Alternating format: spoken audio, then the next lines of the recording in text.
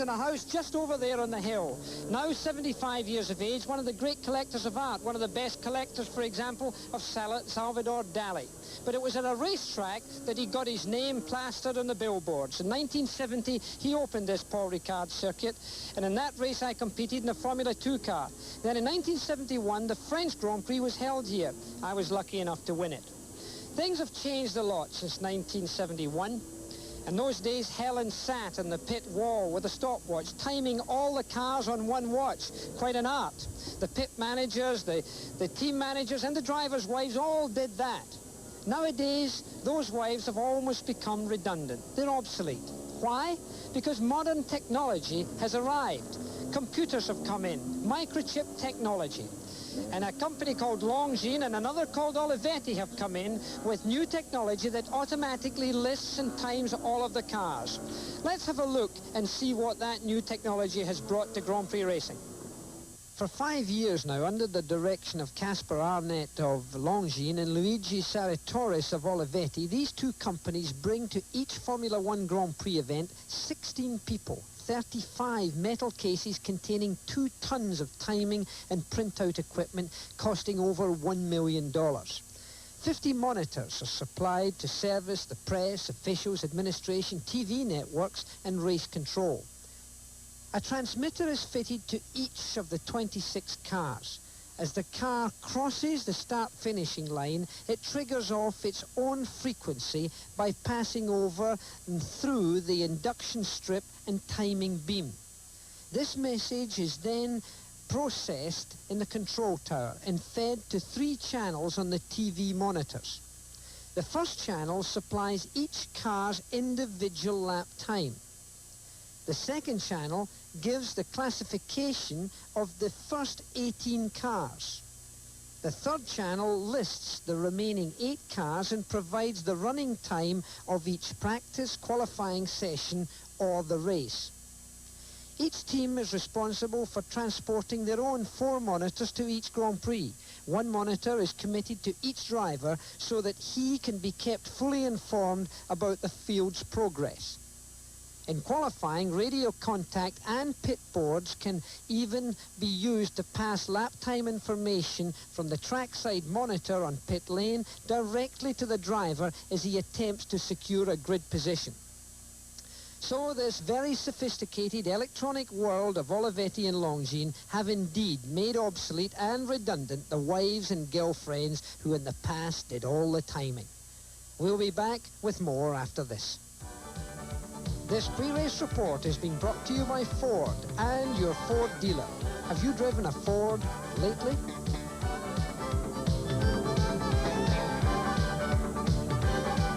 Greatly since those early days, in fact, is the drivers themselves.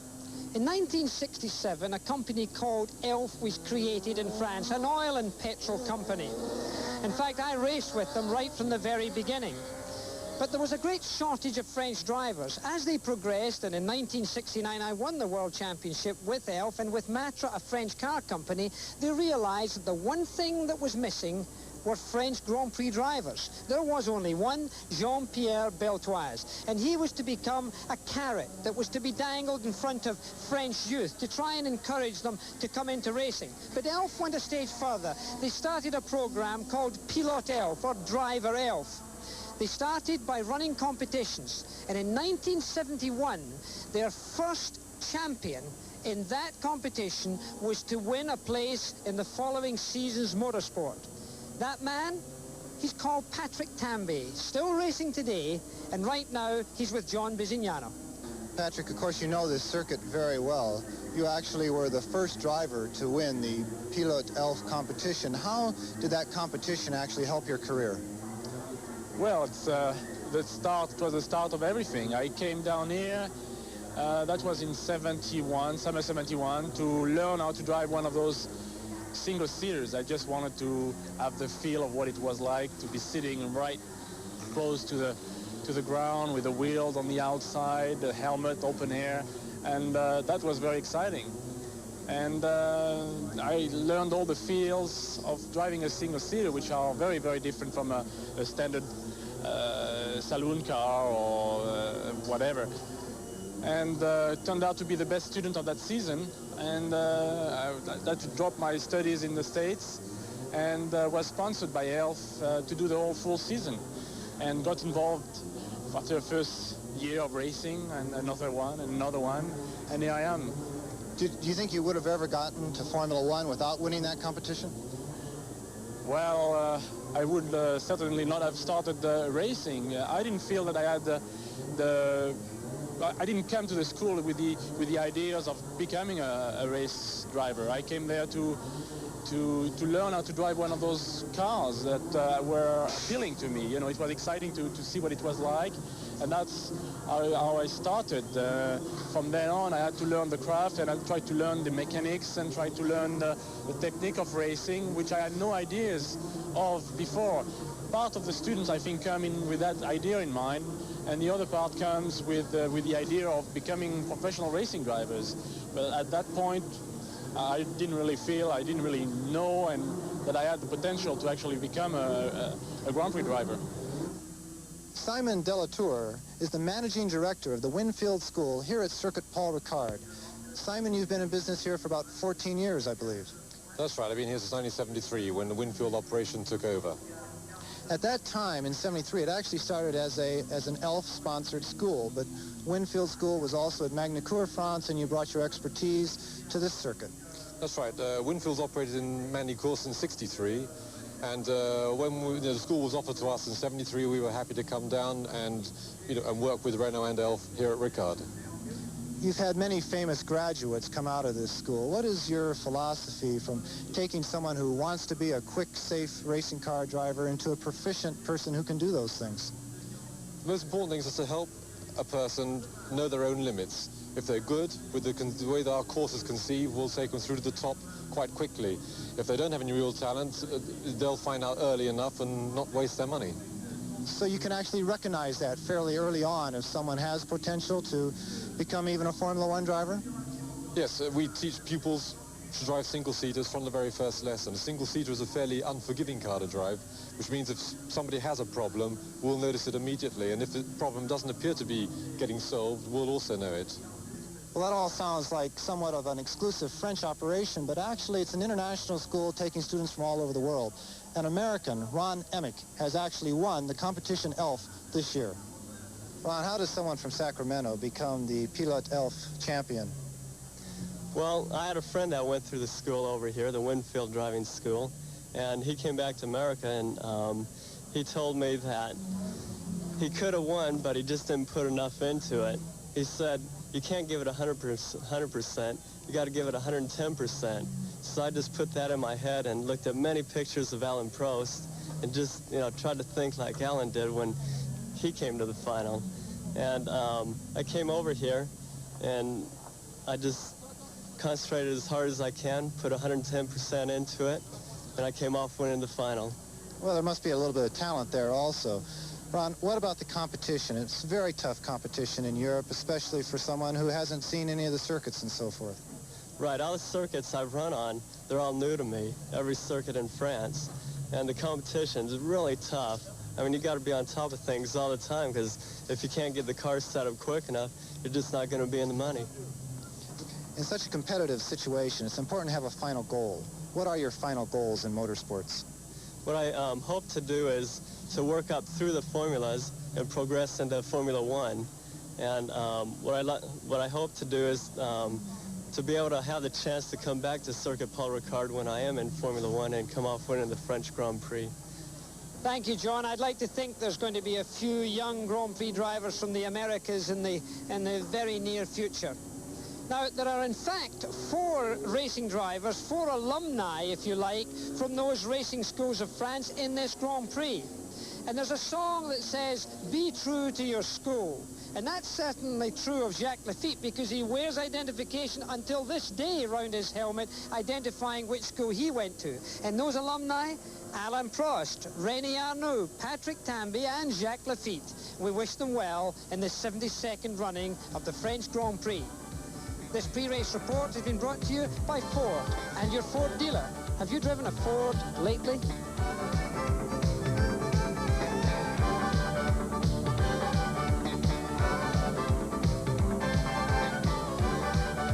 back to this weekend of the French Grand Prix here at the Paul Ricard circuit in the south of France. Just recently, the governing body of motorsport announced that this, in fact, would be the permanent home of the French Grand Prix, the oldest Grand Prix in the history of motorsport. Started, as I said earlier, at 1903. I've won 3 French Grand Prix, one of them here at the Paul Ricard circuit. Working with me this weekend is John Bisignano, and John, we're halfway through now the World Championship Series, and it's pretty wide open. Exactly, Jackie. The first half of the season has gone extremely quickly, as we all know. And at the moment, there are 3 different teams. That represents 3 different chassis, 3 different engine makers, and of course, 3 different drivers. Prost, Senna, and Mansell are only separated by 7 points. And in mid-season, that's a very important position for all of them to protect that leading bunch. Now also, Goodyear is very rarely challenged on any Grand Prix circuit this year from another tire manufacturer, but of course, Pirelli has always been strong here. They won here last year with Nelson Piquet, and their cars in qualifying and practice have done extremely well. So it's going to be a tire battle out there this weekend, Jackie. Well, so far it's been hot all weekend, good Riviera sunshine, very close here to the Mediterranean. Now let's have a look at the start grid for this French Grand Prix. For the 5th time this year, Ayrton Senna has grabbed pole position at the circuit Paul Ricard. Next to him on the front row is Nigel Mansell in the Cannon Williams. Right behind him is Nelson Piquet, his teammate, also from Brazil. 4th place is taken up by René Arnoux in the Ligier, powered by Renault. 5th place is Alain Prost, the current world champion, driving the Marlboro McLaren tag. Next to him, the red Ferrari of Michele Alboreto. 7th place, Keke Rosberg in the second Marlboro McLaren. 8th position is taken by the young Austrian driver Gerhard Berger in the Benetton BMW, and right behind him his teammate, ex-Indy driver Theo Fabi in the second Benetton BMW. The second Ferrari, driven by Stefan Johansson from Sweden, is holding down the 10th place. 11th, Frenchman Jacques Lafitte, the oldest driver in this Grand Prix, driving the Ligier Renault. 12th, Johnny Dumfries, Patrick Tambay in 13th position, Derek Warwick in 14th. Martin Brundle, another Englishman, in 15th position. Riccardo Patrese in the Olivetti Brabham in 16th. 17th, the young Frenchman Philippe Streiff. 18th, Christian Danner in the Barclay Arrows. Nannini with Minardi in 19th. Jones in the Lola Ford in 20th. Terry Boutsen in the USF&G Arrows holding down 21st position. 22nd, Dr. Jonathan Palmer in the Zach Speed. 23rd is Andrea De Cesaris from Italy in the second Minardi. Hoop Rottengatter from Holland in the second Zach Speed West car holding down 24th place. 25th place, Genzani Osella and his second Grand Prix ever, North American from Canada, Baird in the Osella. We'll be right back in a few moments for the exciting start of the French Grand Prix, which is being brought to you by BF Goodrich TA Radials, built for you to take on the road. By Ford and your Ford dealer. Have you driven a Ford lately? And by Budweiser, Beechwood aged for that clean, crisp taste. This Bud's for you.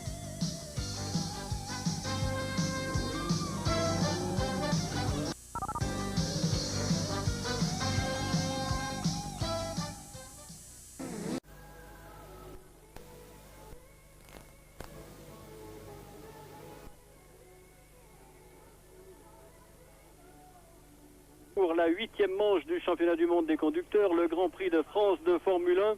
Et ces parasols que vous voyez ouverts pourraient bien se transformer en parapluie d'ici quelques instants, tant il est vrai que la pluie menace ici après 3 journées de grande chaleur, de canicule même.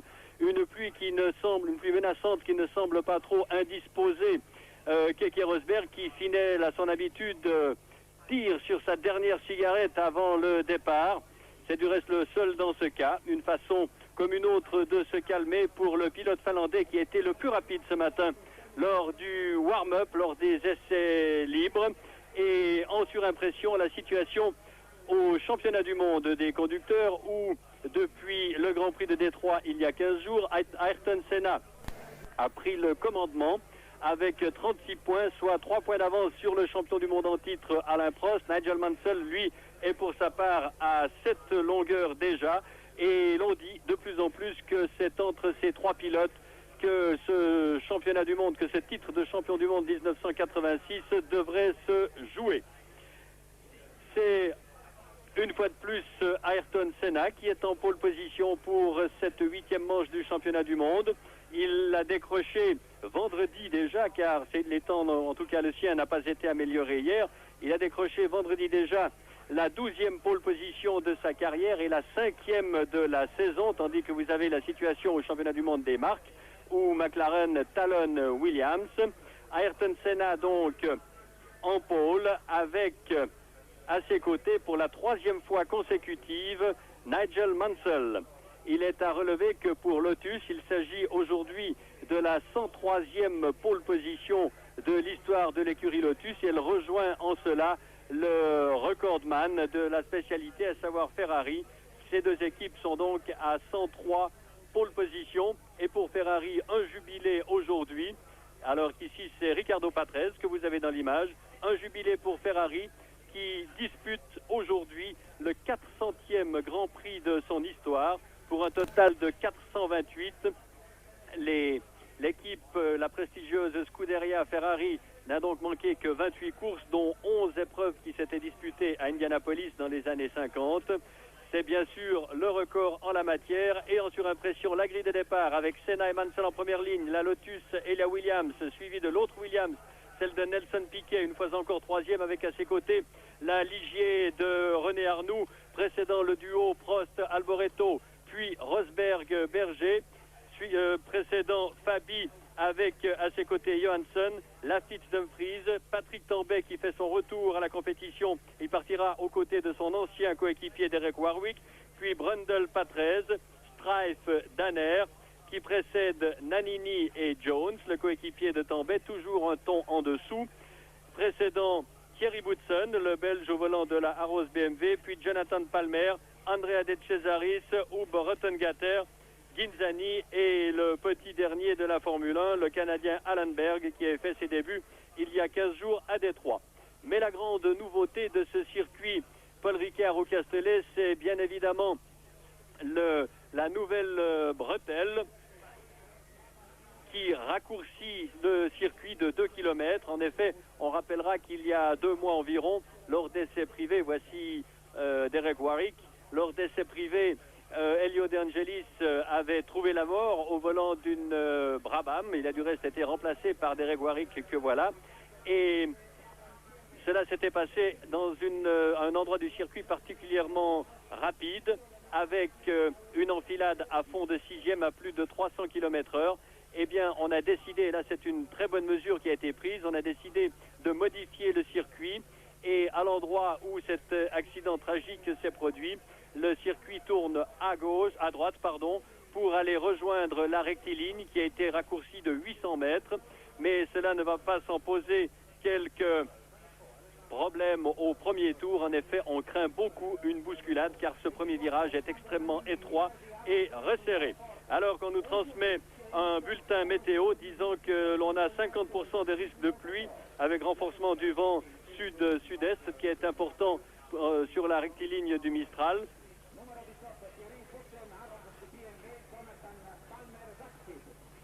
50% de possibilité de pluie. On espère que cette course se déroulera sur le sec, alors que vous voyez que Keke Rosberg dispose de 2 casques. Rien n'est laissé au hasard. Si un petit problème devait se produire lorsqu'il enfile un des deux, lorsqu'il coiffe un des deux, il aurait toujours la possibilité de se rabattre sur l'autre. Ici, Michele Alboreto, le pilote de la Ferrari. Il n'était pas très content de sa monture, même si le moteur de la Ferrari est toujours le plus puissant, avec une vitesse de pointe de 340 km/h. En ligne droite, bien sûr, mais en courbe, beaucoup de problèmes pour la Ferrari, qui n'est toujours pas compétitive. Et maintenant, le champion du monde Alain Prost, extrêmement calme, extrêmement confiant. Le champion du monde en titre sur ses terres pour son Grand Prix, le Grand Prix de France. Des séances d'essais de travail extrêmement sérieuses, comme toujours, extrêmement positives. Et ce matin, Prost a réussi le 2e temps des essais libres à quelques centièmes de seconde de son coéquipier Rosberg. Ici, René Arnoux. Un René Arnoux New Look qui a coupé ses cheveux très courts, un peu à la manière du joueur de tennis Pernfors.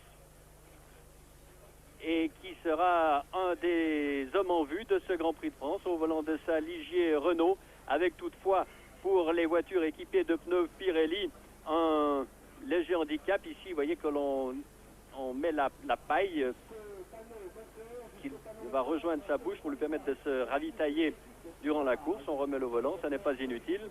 Et un léger désavantage donc pour les voitures équipées de pneus Pirelli sur ce revêtement extrêmement abrasif du Castellet. Et la chaleur, une chaleur aurait été une très bonne chose pour les gommes italiennes qui s'étaient imposées ici même l'an dernier. C'était leur première et leur seule victoire lors des Grands Prix de Formule 1. Eh bien, il est évident que la température qui n'est pas trop élevée, 26 degrés tout de même, mais hier après-midi il en faisait 35 et surtout le soleil n'est pas là, eh bien cela va peut-être un peu handicaper les Ligiers, voire les Brabham ou encore les Benetton. Ici Nelson Piquet, vous voyez que ces pneumatiques, que ces roues sont enveloppées, vous avez le bonjour de Piquet et même plus, et ces roues sont enveloppées d'une sorte de couverture destinée à les chauffer, ou plutôt à les maintenir à une bonne température, afin de partir avec des gommes qui ont la température optimale, qui est de l'ordre de 70 degrés, pour avoir une adhérence idéale. Rien n'est négligé, presque toutes les équipes ont adopté ce système, mais aujourd'hui, il semble que seuls les Williams, on a vu tout à l'heure les Lola également, l'ont appliqué sur la grille. Nigel Mansell, le troisième homme de cette course au titre, avec ou derrière Senna et Prost, mais peut-être un des hommes les plus en vue, car le bilan de Mansell est extrêmement élogieux cette saison, avec une deuxième place en Espagne, une quatrième à Monaco, 2 victoires successives en Belgique et au Canada, une 5e place aux États-Unis. Le tout assorti d'un meilleur tour en Espagne et d'une pole position au Canada. Nigel Mansell est devenu le numéro 1 de l'équipe Williams et il y a fort à parier qu'il sera non seulement aujourd'hui, quoique aujourd'hui dans une moindre mesure, mais dimanche prochain, l'homme à battre pour le Grand Prix d'Angleterre que nous suivrons dans une semaine déjà en direct dès 14h30. Et voilà le poleman, comme on l'appelle, Ayrton Senna ou Magic Ayrton. Il a beaucoup de surnoms, Senna, qui n'est plus le Benjamin de la Formule 1 depuis l'arrivée de Allenberg, mais tout de même un garçon très jeune de 26 ans, extrêmement pondéré, extrêmement réfléchi, extrêmement souriant aussi, car il faut rappeler qu'il est de nationalité, donc de nature brésilienne. Et Senna, qui est le seul à disposer aujourd'hui, non pas d'un nouveau moteur Renault, mais d'un moteur Renault équipé de nouvelles culasses, qui devrait permettre de mieux maîtriser le problème de la consommation qui ne devrait pas poser de graves problèmes aujourd'hui sur ce circuit du Castellet, qui est long dorénavant, en tout cas pour aujourd'hui, de 3 km 813 qu'il faudra parcourir à 80 reprises, soit un total de 305 km et 40 mètres.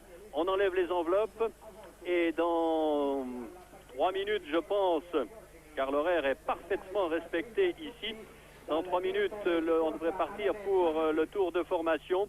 Ceci en présence d'une foule considérable, il faut le relever, car ce n'est pas toujours le cas au Castellet.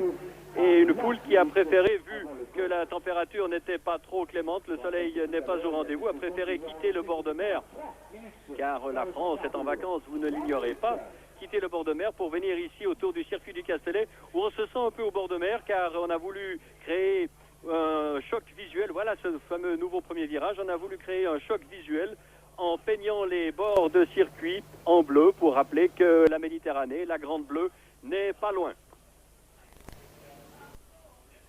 À gauche, Nigel Mansell, légèrement décalé Ayrton Senna, pardon, légèrement décalé à droite, Nigel Mansell. Le premier virage sera très serré derrière Piquet et Arnoux, puis Prost et Alboreto qui précèdent, on le rappelle, Rosberg et Berger. Berger qui a eu des problèmes ce matin, des problèmes de moteur. Il n'a pu faire que 3 tours et on a changé son moteur avec une caméra qui nous montre le champ de vision qui sera celui d'Ayrton Senna pour ce Grand Prix de France. Un Grand Prix de France qui voit se disputer de très nombreuses courses. Et on a assisté hier à une superbe victoire suisse en Formule Ford. Une victoire suisse qui a été remportée par le jeune espoir genevois Alain Menu, qui s'est imposé après une course menée en tête du premier au dernier tour, de main de maître, il faut le dire. Et ce qui a attiré l'attention de tout le monde de la Formule 1 qui était présent ici. Et cela va peut-être valoir à Menu quelques propositions, puisqu'on espère qu'il pourra disputer l'an prochain le championnat de France de Formule 3. On revient à la Formule 1 avec la grille qui est libérée maintenant. Les voitures vont s'élancer pour le tour de chauffe.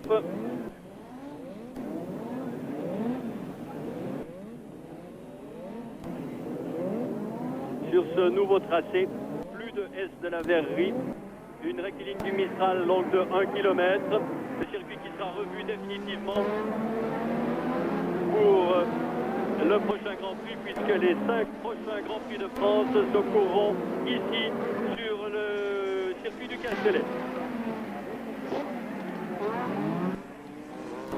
Alors voyez cette épingle, ça rappelle un peu celle de Spa, mais à la différence près que les voitures arriveront beaucoup plus vite, car leur mise en train se fera sur 300 mètres en tout cas, avec ici ce raccordement, une légère descente et puis un droite qui s'ouvre, qui n'est pas trop délicat pour la rectiligne du Mistral. Donc voilà, la rectiligne du Mistral.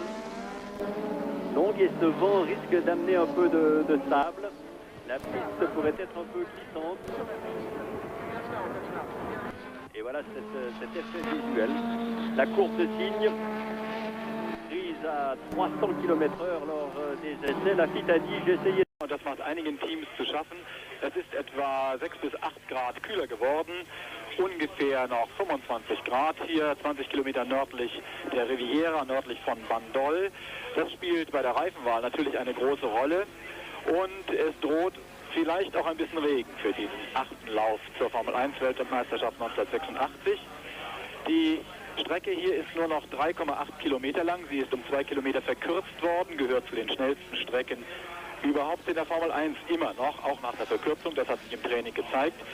Diese Verkürzung betraf vor allen Dingen einen Teil dieser überlangen Mistral-Geraden und eine Schikane dort drin, in der der Italiener Elio De Angelis vor wenigen Wochen beim Training tödlich verunglückt ist. Durch diese Verkürzung, die mit einer Querspange geschaffen wurde, ist aber ein anderer Gefahrenpunkt geschaffen worden für den Start.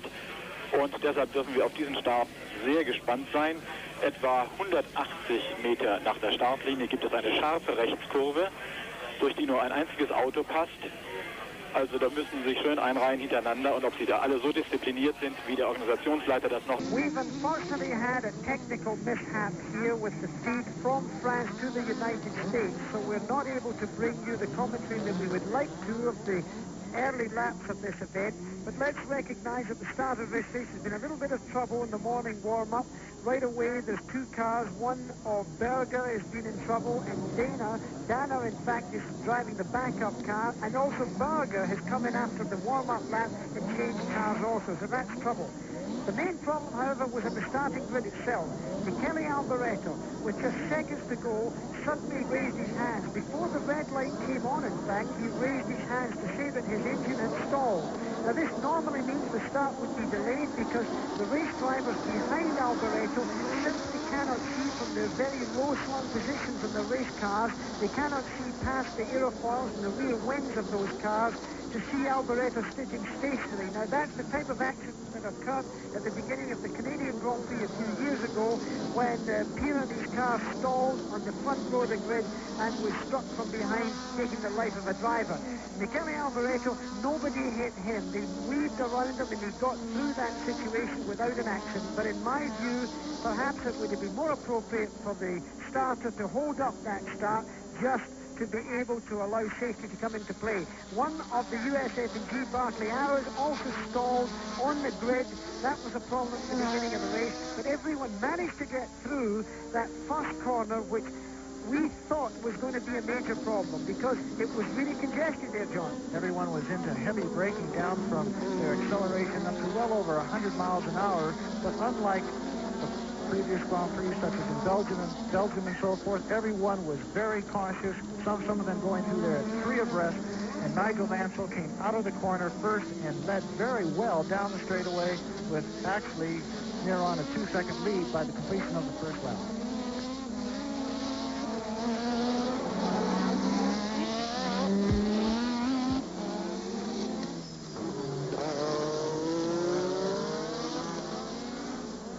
Wechsel vornehmen lassen musste und dadurch kam er erst 2 Minuten überhaupt vor dem Beginn der Aufwärmrunde an den Start mit seinem Auto. Das hätte fast nicht mehr gepasst. Dafür hat er jetzt wirklich sich vom 8. Trainingsplatz schon auf die 4. Stelle im Rennen vorarbeiten können.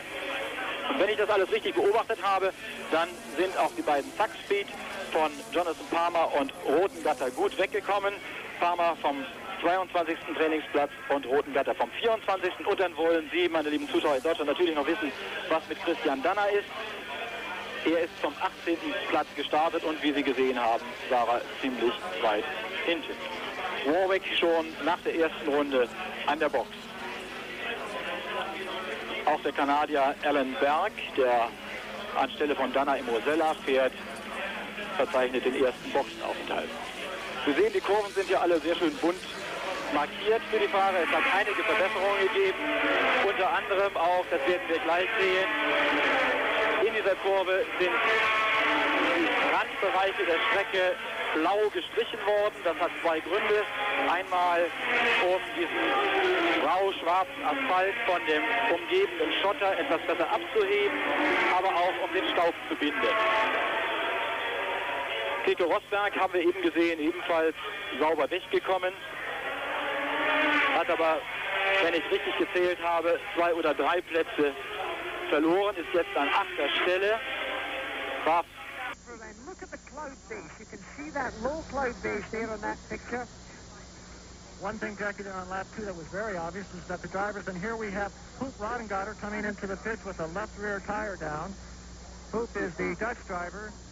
Also, on that second lap is what we saw was the fact that the drivers liked one of the changes in the track, is that added a excellent passing area going into that tight right-hander, the new right-hander, another Ferrari in the pits. I don't know when I've ever seen Alboreto. I don't know when I've ever seen so many cars into the pits so soon. Well, the pits are busy. Alboreto and the Ferrari. Ferrari are in the lower spirits than any time I can remember ever. De Cesare. Andrea De Cesare has gone off the road, and he's okay. The car doesn't look as if it's been damaged in any way. He's rejoining the racetrack. And there we see Alboreto's car coming out of the pits now. It looks like, or is it Rothengatter's car? Rothengatter's put a new tire on and he's going out. Joy Dumfries is under pressure from the Gitan car there, being driven by Jacques Lafitte. It's quite a mix-up here at the French Grand-Pri. Weit über 300 Kilometern pro Stunde. Schnellste war Alboreto auf dem Ferrari mit 319,5 im letzten Training. Oh, da ist ein Lotus ausgerissen, gerade ausgefahren, offensichtlich keine Bremse mehr gehabt. Ich konnte so schnell nicht sehen, ob es ein gelber Halm war. Kann eigentlich nicht sein. Es ist doch der gelbe Helm von Ayrton Senna gewesen, dem Trainingsschnellsten, der dort ganz offensichtlich urplötzlich keine Bremsen mehr hatte. Oder vielleicht ist auch etwas gebrochen. Oder er ist auf Öl gekommen. Es war keine Vorwarnung. Hier können wir noch einmal sehen. Da kommt der führende Nigel Mansell. Und im Hintergrund sehen wir den an zweiter Stelle liegenden Ayrton Senna, wie er in dieser Rechtskurve geradeaus fährt. In der 5. Runde für ihn das Rennen schon zu Ende. Man kann nicht sehen, wie er dort aufgehalten worden ist. Die Strecke ist sehr gut gesichert durch Maschendrahtzäune. Very clearly, and Ayrton Senna's gone right off the road on the left-hand side of the road. He's on the loose stop. The car's going sideways. He's trying to recontrol the car, but he's heading straight for the fences. He's crashed right through the cash link. Oh, the chain link fence. He's gone right into the tires. Quite a serious bang for him. The car, he seems, I think, to be okay. But that was quite a serious situation. He's certainly out of the race. There's no way that he's going to get back in. That car is severely damaged. So Ayrton Senna, the pole sitter, the man who thought could be winning this French Grand Prix, certainly isn't going to win it today. And you know, Jackie, what's ironic about that is Ayrton Senna had his worst accident at this circuit last year, going through the catch fencing and hitting the tire wall at well near on 200 miles an hour. And we talked to him after 2 weeks after that accident, and he said it was one of the most terrifying experiences of his life. He did not recover from it for several weeks, both physically and mentally, and now he's gone and almost executed the exact same maneuver. Well, there is Nigel Mansell from England, from Birmingham in the Midlands of England, where all of the cars of the British motor industry in years gone by were produced. He's leading this French Grand Prix. Rennie Arnaud is second. Gerhard Berger is third. Alan Prost is fourth, and being closely followed by Keke Rosberg. And there's Ayrton Senna walking back, helmet in hand, limping slightly, I would say. No, I think he's all right. Looking back over at where he had gone off the road. The workers still working on his car there. Michele Alboreto, the Ferrari car number 27, has been in the pits, had his engine stall on the start grid, as you recall, and is now accelerating away. And there you see Mansell coming up behind Derek Warwick, who has also been in the pits. He's, of course, now a back marker. He's about to be lapped. Hopefully will move over as the Honda Power accelerates along here.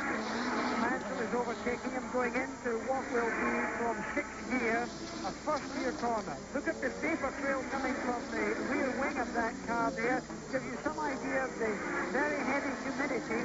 Rain has been threatened in this race. There's Berger really holding up Alain Prost.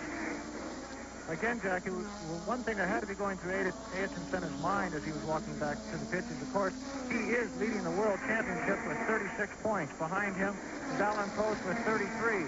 And for him to be walking back to the pitch, watching the people going around the circuit that are in contention with him for the World Championship has to be a very depressing sight. Well, certainly the World Championship must be very much in his mind, and this high shot of the Paul Ricard circuit, the south of France. Look at that mist there, look at that cloud that you're looking at. Well, the other thing is that scene shows so well is you do not need to really adjust your TV sets. The dirt is painted blue here. They put down 4.5 tons of paint around this circuit. The local government said what they wanted to show the world was a Grand Prix on a ribbon in between French blue, and they've certainly done it with 4.5 tons of blue French paint. Well, this is a great battle. Gerhard Berger in the Benetton car, closely followed by the two Marlboro McLarens, one the leading car. Look at the vapor trail coming off Alain Prost's car there. Keke Rosberg shadowing him. Berger, very mature young driver. This is really putting him under pressure to have the reigning world champion right behind you as they accelerate up to about 198 miles an hour along this long straight into the corner called the Chine, the Swan. As they go through that corner, everything is right, it's flat, and there's the three cars that we were considering to be in a great battle. Up behind them is Jacques Lafitte. Well, Nelson Piquet comes up behind that, actually. The teammate of the man who's leading the race right now, Nigel Mansell. Mansell with the Honda Power Williams has been very, very strong all year, John. I mean, he's really been a man that is becoming the man to beat. Really? Nigel Mansell brought into Formula One by the late and great Colin Chapman of Lotus. Again, he's from the Midlands of England, as Jackie Stewart pointed out earlier, and he's a gentleman who did not pay his way into Formula One. He earned it on merit, yet still he did not shine with his talents until he got into the Frank Williams team. As he goes into this corner one now, just in front of it, we have Gerhard Berger certainly not blocking, but certainly protecting his area there, but he came out of the corner very slow. We'll see if he can pick up his speed before, and as we have a spin from the Ostella, it apparently was Berg, actually, the Canadian driver in his second only Grand Prix. I'm sure he was trying to watch his mirrors more than he was watching where he was going in front of him. He's trying to be extremely courteous to everyone to stay out of everybody's way, and got himself into trouble. Well, this is going to be quite interesting. It's BMW Power against the tag McLaren Power here with regards to the three up front. As car number 5, that's of course the car of Nigel Mansell. Frank Williams, the owner of the Williams team, still in hospital. Well, he's actually left hospital now with his paralysis, but he's certainly getting better.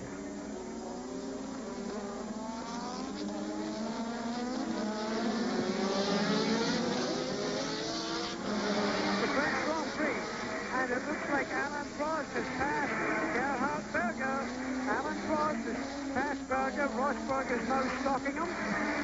So we've had a change in the leaderboard, so Alain Prost now takes himself into third place. And we'll be right back.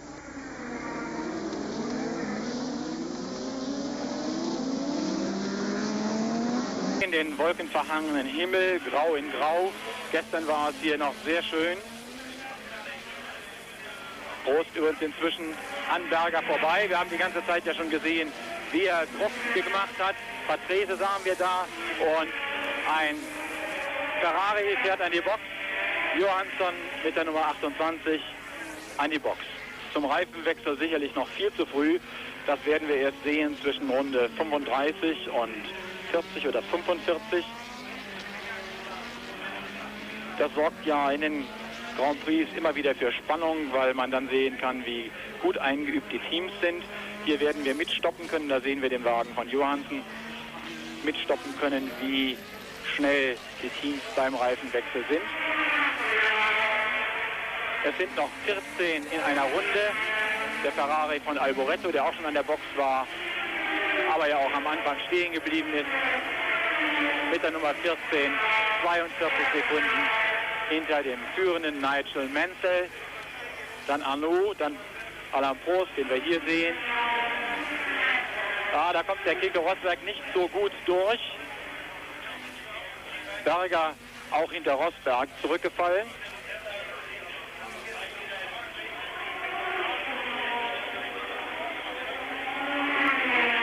Vielleicht läuft der Motor, den er so ganz kurz vor dem Start noch hat wechseln lassen müssen, doch nicht so gut. BMW hatte überhaupt größere Schwierigkeiten hier mit den Motoren. Arrows hat alleine in den 4 Trainingssitzungen 4 Motoren wechseln müssen, weil sie kaputt gegangen sind. Ich kann mir nicht vorstellen, dass das mit der Entscheidung von BMW zusammenhängt, die ja vor wenigen Tagen jetzt bekannt gegeben worden ist, dass mit dem Ende dieser Saison BMW keine Motoren mehr für die Formel 1 liefern wird. Jedenfalls zunächst nicht, sondern sich mehr auf die Gruppe A Rennwagen, das sind seriennahe Tourenrennwagen, konzentrieren wird. Für diese Art von Sport, der auch seine Berechtigung hat und der sehr viel weniger kostet und vielleicht mehr Motorsport ist, weniger Show, aber mehr Motorsport als die Formel. Keke Rosberg follows his teammates' lead and passing into that corner 1, going around a back marker. We should quickly mention that at the Cleveland Bud Grand Prix, Danny Sullivan, an ex-Formula 1 driver, is on pole position. Emerson Fittipaldi, a 2-time Formula 1 world champion, is in second place on the grid. Mike Andretti, son of Mario, as Jackie mentioned, is on third on the grid. Al Unser Jr. fourth. Mario Andretti, of course, the American world champion, is in fifth place. And another great name in Formula 1, Brabham, is bringing up the sixth place of that Cleveland grid. Well, since we went away there, Gerhard Berger's come into the pits. He, of course, was in early contention there, and he's been in the pits. Fabby's been in the pits. The Johansson Ferrari's been in the pits. There's quite a mix-up here. Let me just run through the leaders for you at the present time. Nigel Mansell is in the lead. Lenny Arnaud of France is second. Alain Prost is third. Keke Rosberg is fourth. Nelson Piquet is fifth. Nelson Piquet found his way up very comfortably. Piquet is a man we've got to look out for. This race is never finished until the checkered flag, and Piquet is a type of person that you would expect to really creep up. And taking up the sixth position and the last of the World Championship points, of course, at the present time is Jacques Lafitte, who incidentally is competing in his 175th Grand Prix this weekend. That's quite a record for any Formula 1 driver. Very quickly, as this group is moving towards the front and the McLarens have their sights set on the number 1 and number 2 positions, we should mention that it was Keke Rosberg and Alain Prost that had the 2 fastest times in morning warm-up. Now, morning warm-up does not have anything to do with qualifying, but it's the first time that the cars run sincerely in a race setup trim. Again, technically, Marlboro McLaren team has always concentrated on a race setup rather than a qualifying setup. Now, I believe you're going to see these 2 Marlboro McLaren cars pushing their way further and further towards the leaders. And remember that in the morning warm-up, it was Rosberg and Prost that took the 2 first positions. Well, Nigel Mansell's posted the fastest lap so far on 1:11.751. which is 118 mile an hour average. That's quite interesting for him to be able to do that. He did it on lap 3, which is quite early in the race. But there you can see that Alain Prost is really tightening up on René Arnoux. René Arnoux, of course, also a Frenchman driving for Guy Ligier. He used to play rugby for the national squad, the French rugby team. René Arnoux driving the blue and white Ligier with the Renault engine. He's on Pirelli tires, and of course the first and third drivers are on Goodyear tires, so of course the tire battle, and it looked like René really chopped him off there. It looked like Alain was trying to get through on the inside of the big corner, one of the fastest, most difficult and demanding corners in the entire Grand Prix circuit. But Mansell is certainly not drawing away from these two, and I think you can see any time now Alain Prost will manage to get through. Well, we should mention that at the moment, between first and second place, there's 3.5 seconds difference, and we'll take another look at that as they come around this time. Between second and third, well, it's less than 1. You can see it just here. And Alain Prost now, tremendous security, the Paul of the Professor, as he comes on to the pit straight, accelerating hard, first, second, third, fourth, fifth, sixth gear. They'll brake hard. This is a first-gear corner that they're now looking at right now. Go back into first gear. They'll jump a few gears. Accelerate into second gear. Hold it in second. Go through here in second gear. Then up to third, the fourth, the fifth, the sixth again. With all that turbo power, they're running around 850 brake horsepower. They're slipstreaming, drafting down there. Look at him. He's alongside him now. Can he do it? The fastest turn in Formula One right here. He's done it. Alain Prost has taken second place. Alain Prost, in his home country, is just taking second place out of his homeland Frenchman, or René Arnoux. And now he puts himself into a very serious second place. Now Prost is going for a lot of records here. He wants to be the first man since 1959 and 60 to win the World Championship back-to-back, as Jack Brabham did. He's looking to beat my record of 27 Grand Prix victories. He's very anxious to do that, Jim. Well, he's done 96 Grand Prix. I did mine in 99, so he's got to win the next 3 to equal that, and he's very conscious. We had dinner together last night, and we joked a little bit about it. So he would like to win this race, and I actually chose him to win the race. Yes, I saw that you chose him right after I wrote down my picks. That's absolutely true. One thing we should mention here is that Nigel Mansell actually crashed last year and did not make this race. So again, leading is a little bit even more sweet because of that particular situation 12 months ago. And as they came by last time, there was 5.5 seconds between Mansell and Prost. That long, beautiful straightaway. You can see where the paint stops at the top of your picture. That's the old circuit. So even though it looks extremely long now, you can imagine what another 500 yards must have been like coming down that long, long back straight. This race is going to be one of tires. There will be pit stops. It depends who's quiet on tires. Alain Prost is one of the masters at going faster without using his tires. And we'll be right after this commercial message. Sind auch gute Geschäftspartner. Das hat natürlich den guten Niki besonders getroffen, weil er gesagt hat, der Nelson Piquet muss jetzt wirklich alles riskieren, wenn er nochmal eine Chance auf den Titel haben will. Ausgeschieden ist auch Alan Jones, der seinen Wagen auch irgendwo auf der Strecke abgestellt haben muss. Auch er mit dem Helm in der Hand geht hier vorbei. Es kommt die Nachricht zu uns, dass Ayrton Senna auf einem Ölfleck ausgerutscht ist, also gerade ausgefahren ist. Dann ein Ölfleck, den der führende Mansell offensichtlich eher erkannt hat als er, denn der kam durch diese Ecke ja einwandfrei hindurch. Der Altmeister Alan Jones, Weltmeister von 1980, hat immer noch die gleichen... We're back at the French Grand Prix. Alain Prost out on his own. Keke Rosberg attempted to get through there, but wasn't able to pass Arnoux in the main straight.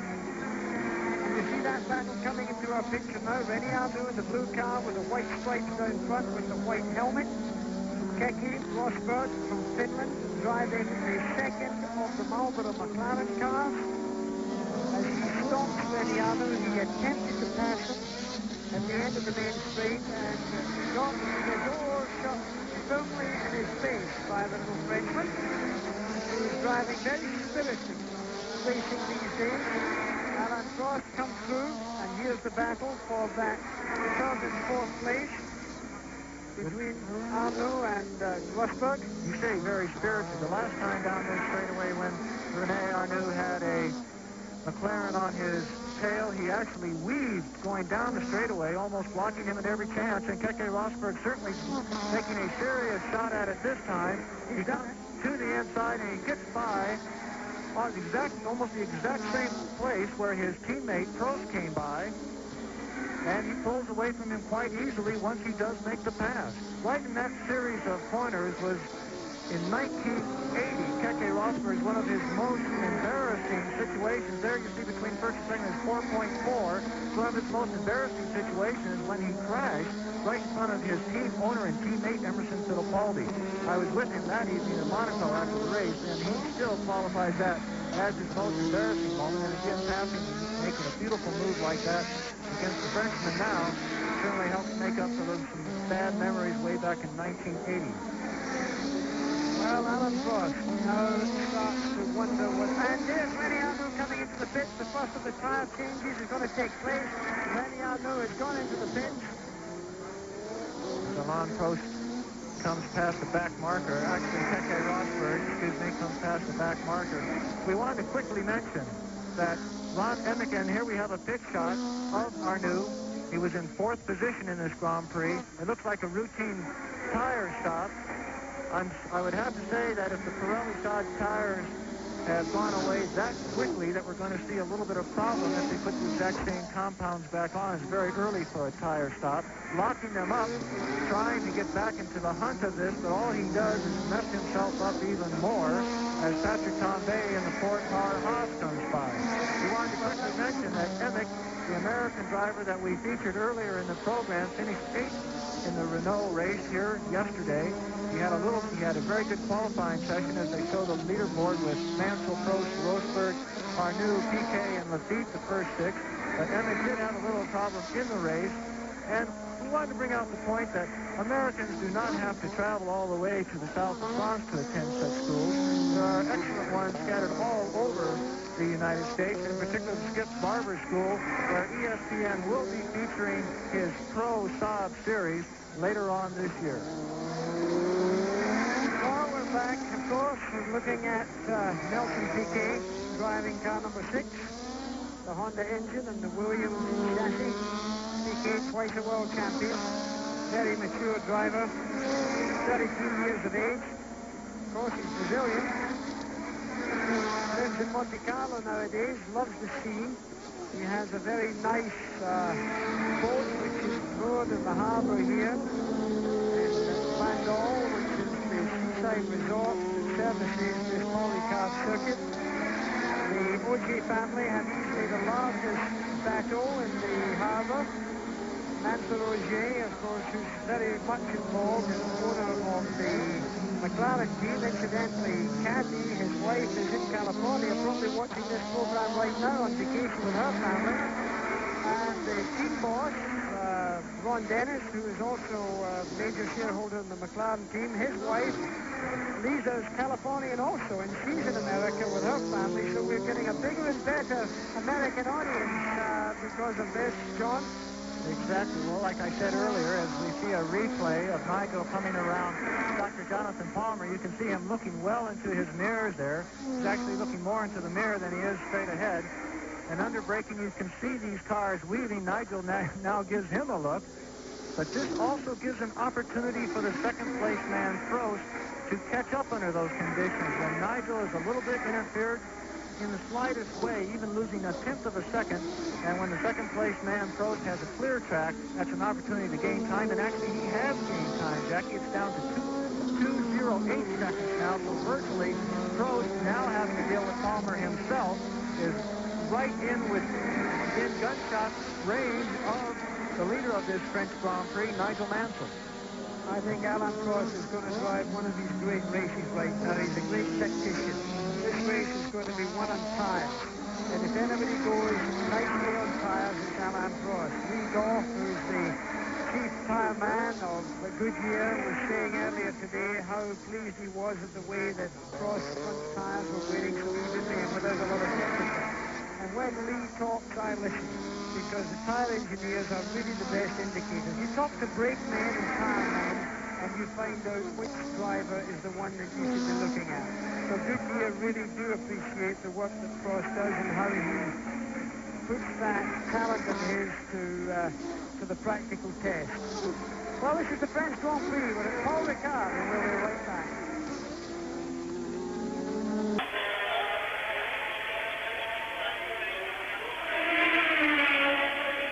Prost ist inzwischen auch an Palmer vorbeigegangen.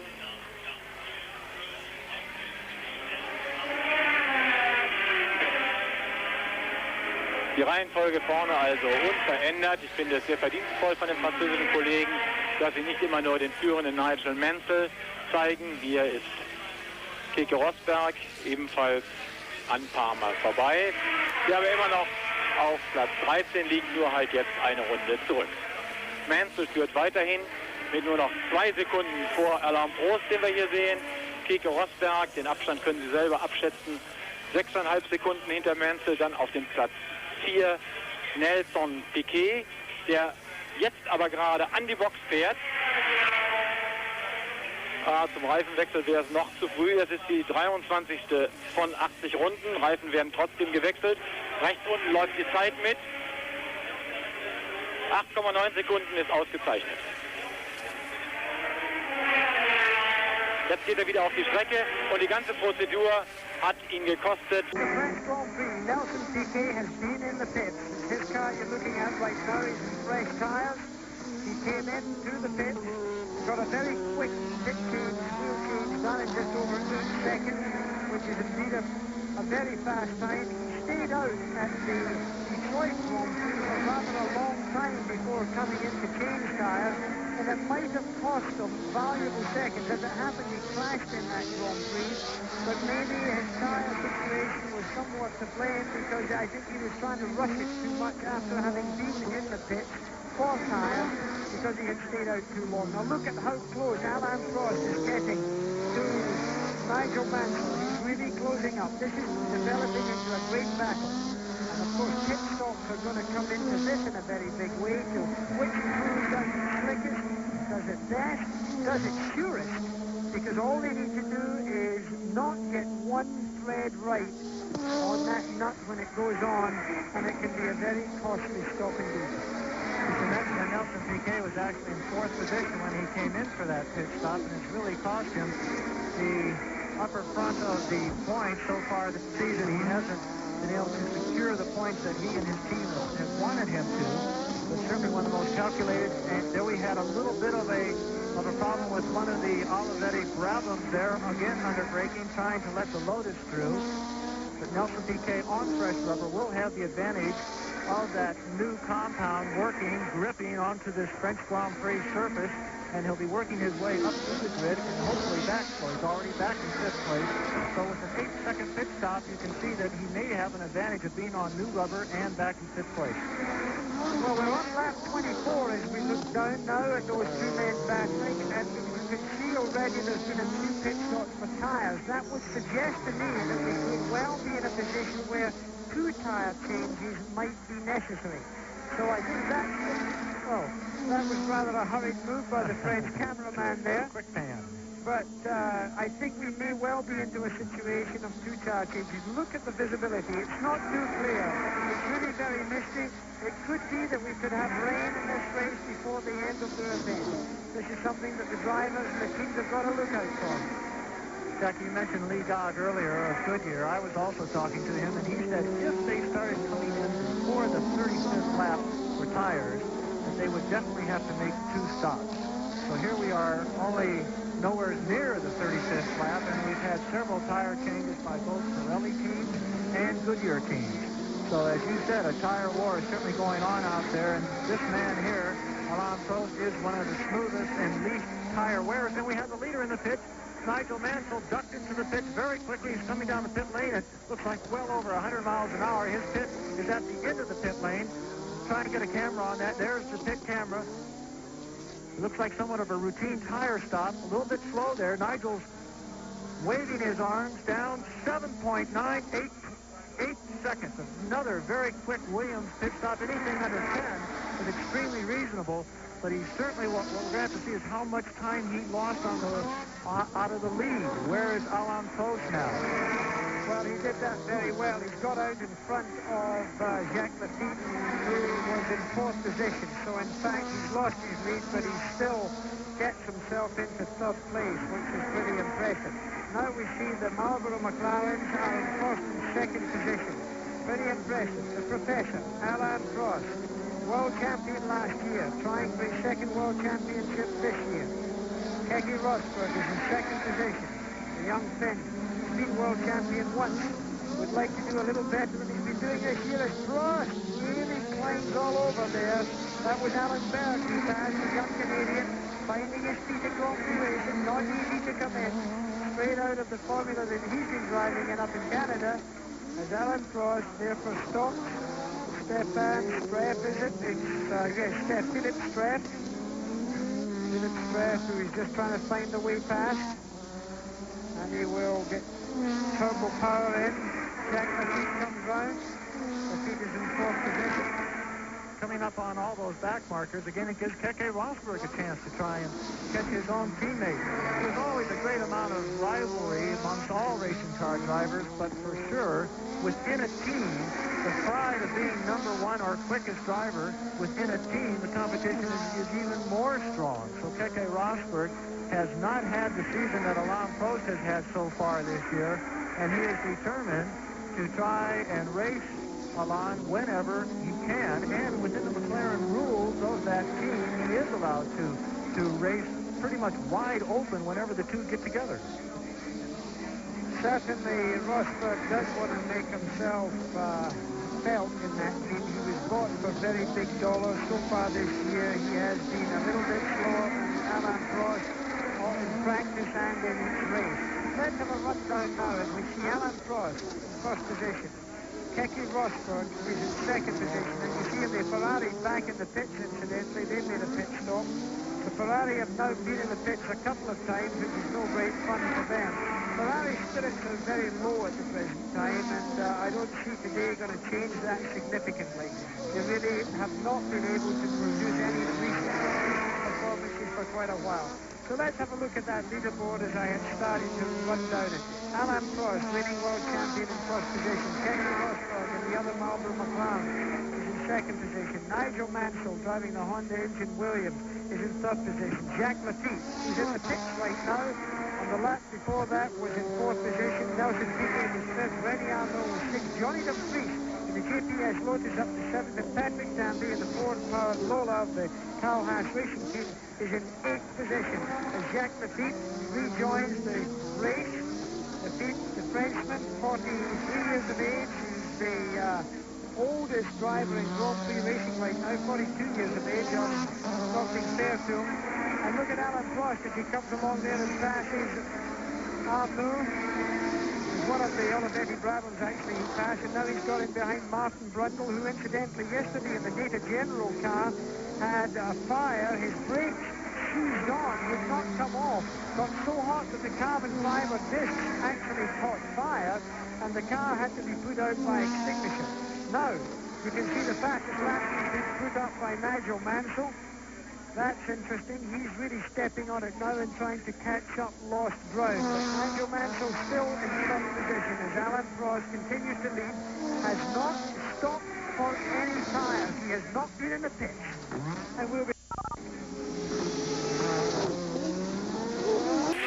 Warwick ist an ihm vorbeigegangen, das habe ich vorhin ja schon angedeutet, dass er etwa 2,5 Sekunden aufgeholt hat pro Runde, das ist eine ganze Menge.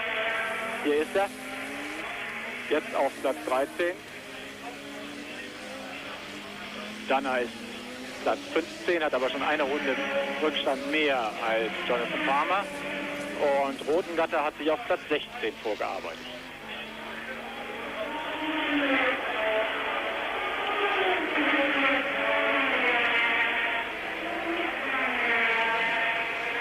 Prost und Rosberg fahren beide jetzt 1,13er Runden, also etwas langsamer. Dafür Mansell nach diesem Reifenwechsel umso schneller. Hier sehen Sie es, neuer Rundenrekord von Nigel Mansell, 1 Minute 11,314 Sekunden.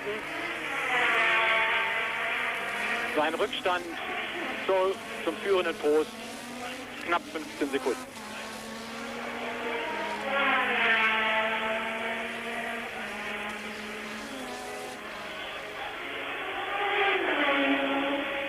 Einträchtig hintereinander, die beiden Zackspeeds, aber getrennt durch eine Runde.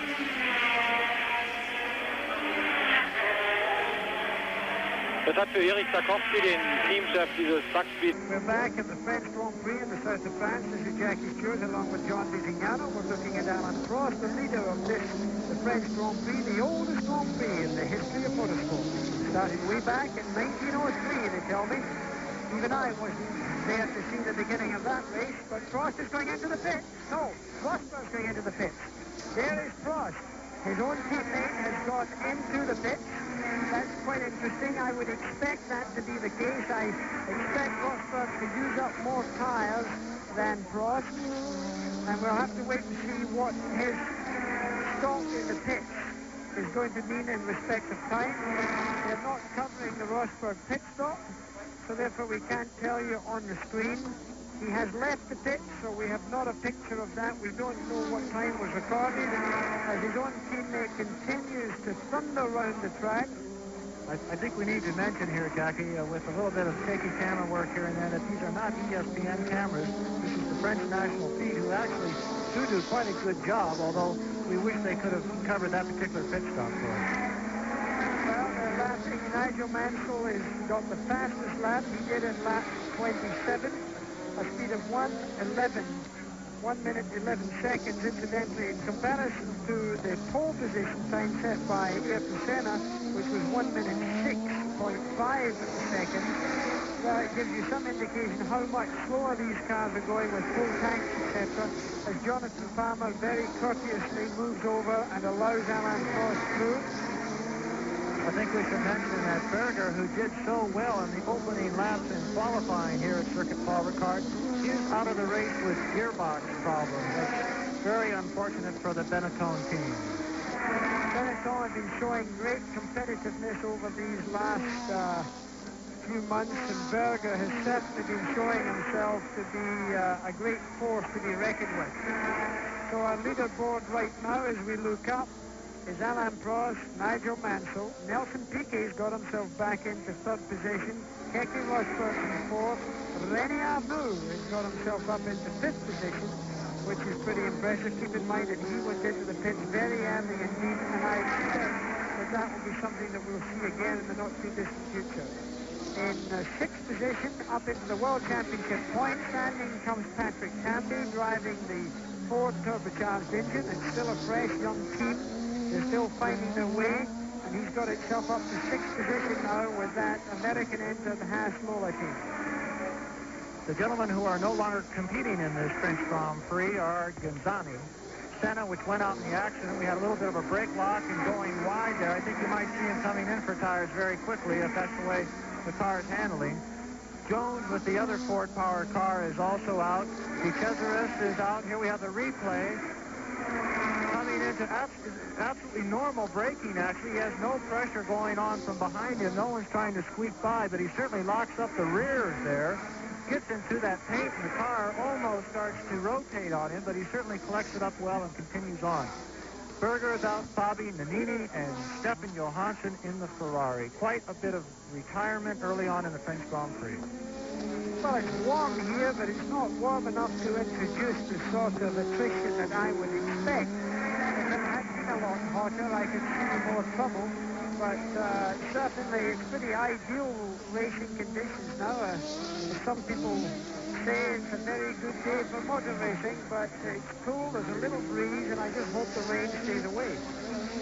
Jackie, Nigel Mansell has set 2 track records here in the last 10 laps. He is now 12.2 seconds behind Prost.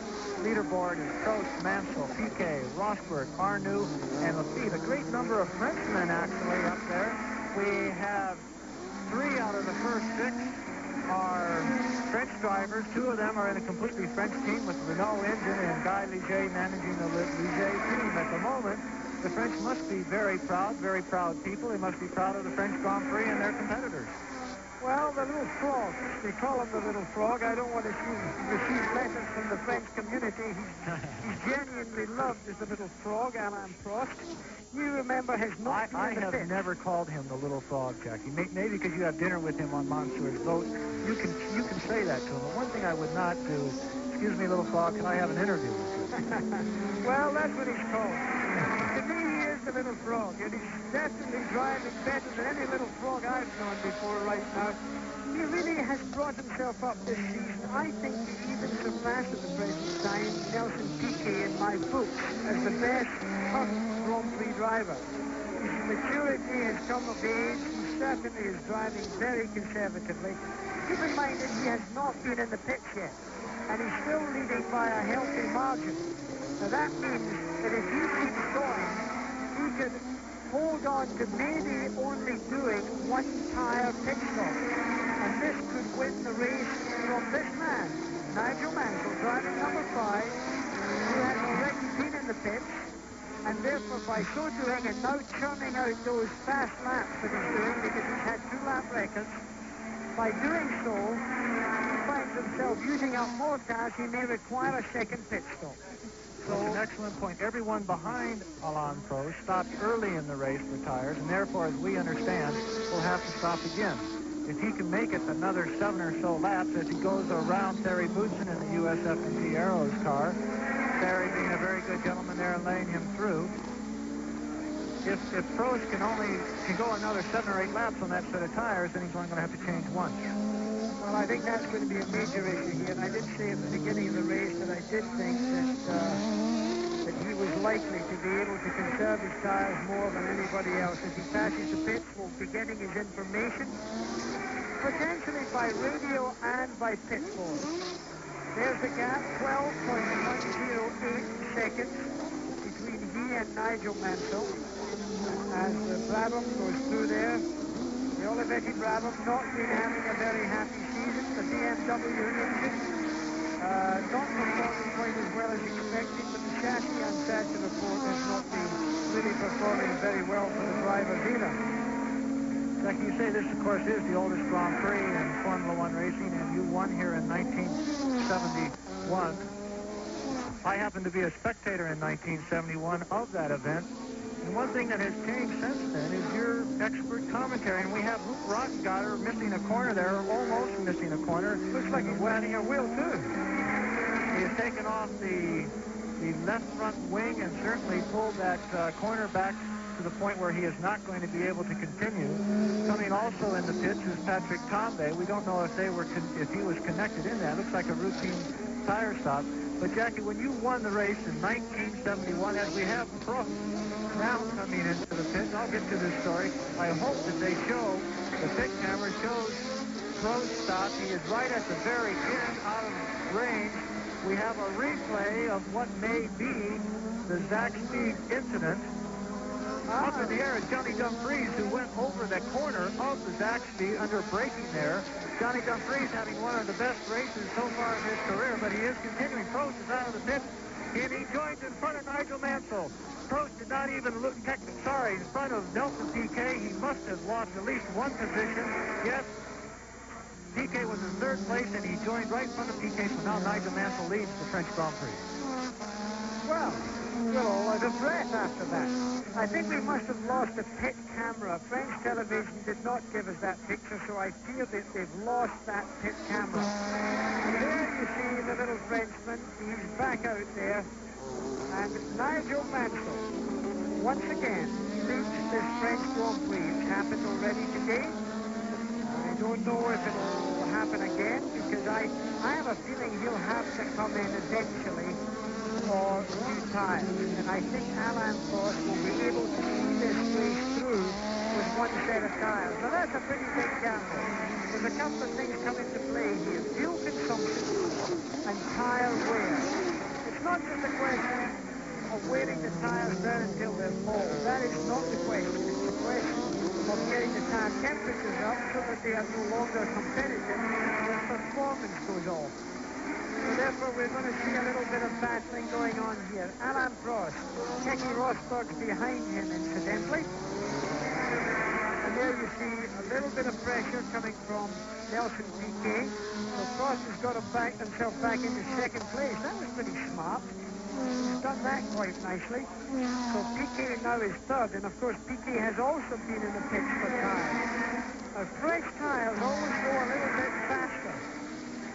When you've got cold tires on, the initial performance is considerably better.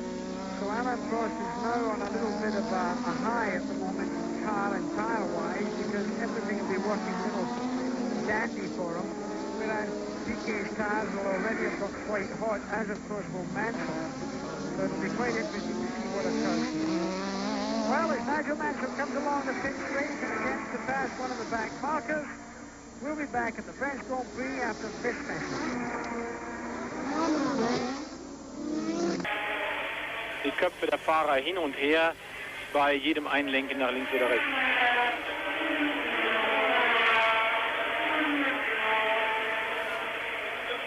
Mansell 16 Sekunden vor Prost. Piquet ist Dritter, ganz knapp dahinter.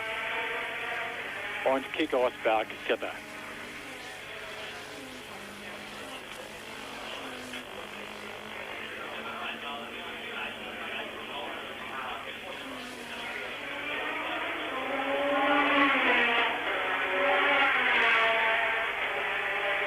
Nelson Piquet fährt wieder ein sehr kluges Rennen, wie schon in Detroit. Und es könnte sein, dass er vielleicht am Ende sogar die besten Karten hat und diesen großen Preis von Frankreich, den 8. Lauf zur Formel 1 Weltmeisterschaft 1986, gewinnen kann. Er muss gewinnen, wenn er dranbleiben will. Jetzt auf Platz 4 in der Gesamtwertung.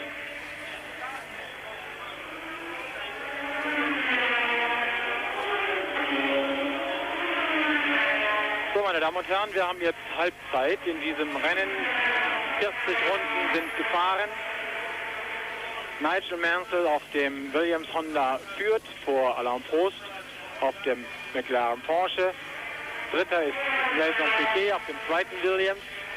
Vierter Keke Rosberg auf dem zweiten McLaren. 2 Rennställe also auf den 4 ersten Plätzen.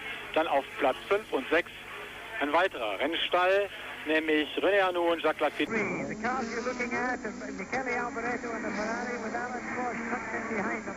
These two had a coming together last night at the end of the qualifying. Prost and Alboreto ran into each other with no great damage to either car or driver, but a little dented ego. Alain, oddly enough, admitted that he may have been at fault. He wasn't looking in his rear-view mirror. Alboreto, it was rather a situation they were looking at right now, as a matter of fact. And Alain Prost is trying to get round this Ferrari because he doesn't want Nigel Mansell to get too far away from him. Nigel Mansell's about 16 seconds ahead in the lead. So Mansell leads in lap 40, halfway through this 80-lap French Grand Prix. So this is developing into quite a battle, even though there's a gap between the leader and the second place. Incidentally, I hope you'll all be joining us here on ESPN for Auto Racing 86. And the Formula One World Championship event is going to be held at Brands Hatch. That's the British Grand Prix next weekend, Sunday, July 13th. As usual at 10 a.m. Eastern and 7 a.m. Pacific time. Remember, Brands Hatch, a great place to see motor racing, very exciting indeed. And here the battle continues. Alain Prost seems to have cooled things down a little bit. He's now trying to get round one or two of these cars. It's very heavy traffic. The Ferrari still leads them. So he can't be catching Nigel Mansell very quickly at the present time. In fact, I wouldn't be surprised if Mansell's opened up a little bit of a gap. Well, you're exactly right, Jackie. It's gone from 15 seconds to 17.3 seconds. Prost has to be wanting to get around that Ferrari with everything that he and his car can put together to do it as quickly as possible. And he does go around on the outside of that particular corner. He has the exact speed of Jonathan Palmer coming up the lap the second time. But again, you have always said, Jackie, that Prost is the most calculating driver in Formula One. He came into the pits as he pulled out around the back street to take it easy on braking. He came into the pits exactly on lap 35, where Lee Gogg said was the very best time to come into the pits. Well, there was a choke-off job. Nelson Piquet tried to take Jonathan Palmer. Jonathan thought there was only Alain Prost behind him, moved over, and then did not see Piquet come alongside. So that could have been a serious situation for Nelson Piquet. Now, of course, Nelson Piquet pulls out, as also does Keke Rosberg. Rosberg takes Piquet. So Keke Rosberg turned on his boost. There's a little button on the steering wheel, and if they hit that button, power comes in by about 50 brake horsepower for a 5-second sweep. And you can see that taking place right now. This is a replay of what's just happened on the main straight here at the Paul Ricard circuit. The car on the left-hand side is Keke Rosberg. The yellow and white and blue car on the right-hand side was that of Nelson Piquet. And he certainly was taken advantage of there, but the battle continues. Jackie, one other thing is going down that long straightaway when Palmer did give Piquet that little chop, it certainly hurt Piquet's exit out of the corner, and something that determines your speed all the way down, especially along fast straightaway, is how clean and smooth your exit is. But actually, Piquet is now catching his teammate Alain Prost. Well, that's very interesting. Of course, this, you know, is a battle for second and third place, and fourth place, because Piquet is absolutely right on the job here. Do you think there's any chance that the McLaren team may have put a harder tire onto Prost's car for the second half of this race to make sure it would go in the difference?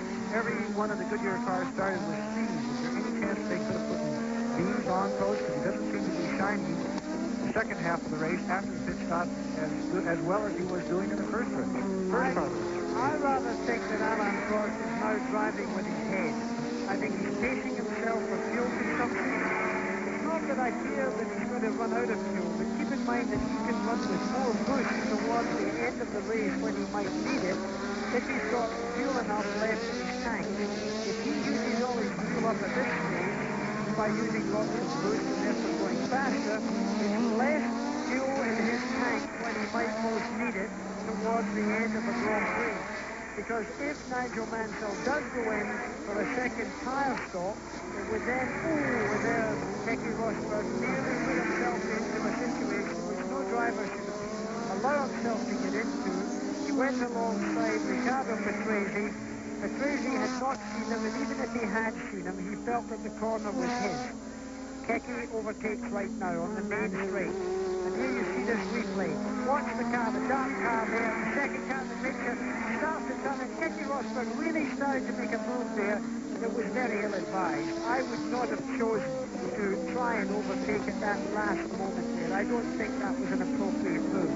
So, the Marlboro McLaren cars of Alain Prost and Keke Rosberg sit in second and third position. Nigel Mansell continues to lead the Grand Prix, and we'll be back. Eben was verschwunden ist.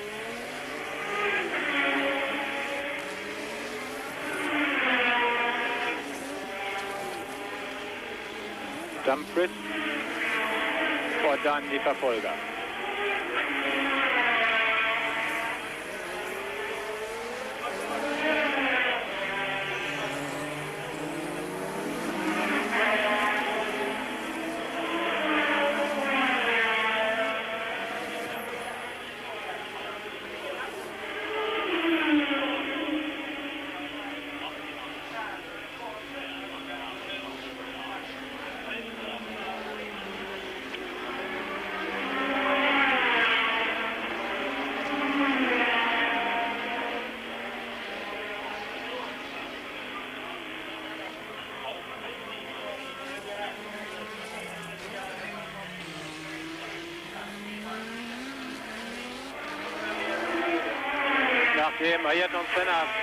Welcome back to the Grand Prix of France. You can see the leaderboard there, and we see in our picture Nigel Mansell from Alain Prost, Keke Rosberg, Nelson Piquet, René Arnoux, and Jacques Lafitte fill the first 6 places here. In the south of France, the beautiful Paul Ricard circuit. There's been quite a lot of news going on this weekend here at this French Grand Prix. BMW still disturbed the world of Grand Prix racing with a very shock announcement that they're going to withdraw from Formula One engine development work and withdraw all their engines at the end of this season. John Bisignano had the opportunity of speaking to Peter Flord of BMW about this mammoth decision and what it's going to do for Grand Prix racing. Peter Floor, Managing Director of BMW Motorsports. We were all shocked to hear earlier this week that BMW is going to withdraw from Formula One. What's the exact situation?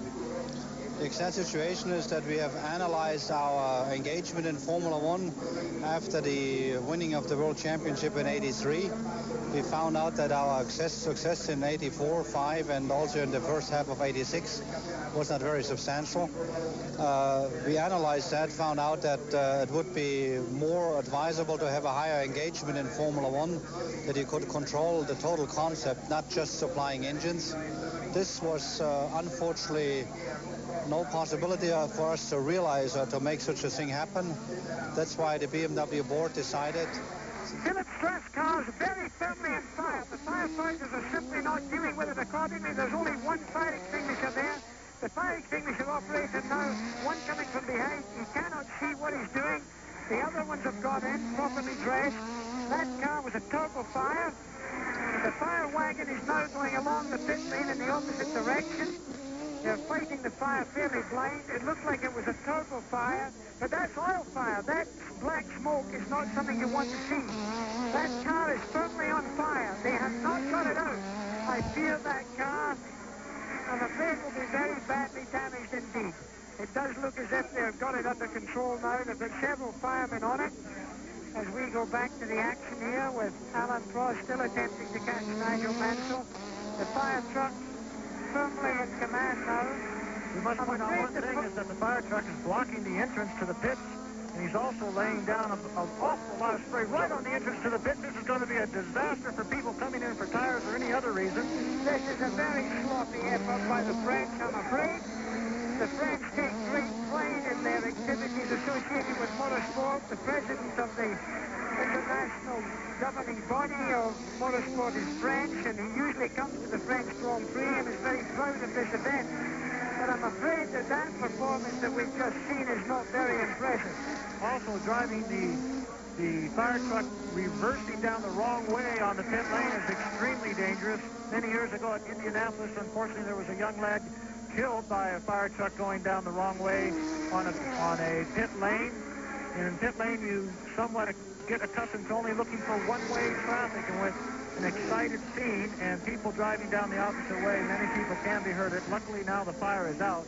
The second problem has developed. They're trying to sweep up all this extinguisher spray that has deposited itself just at the most important part of entering the pit.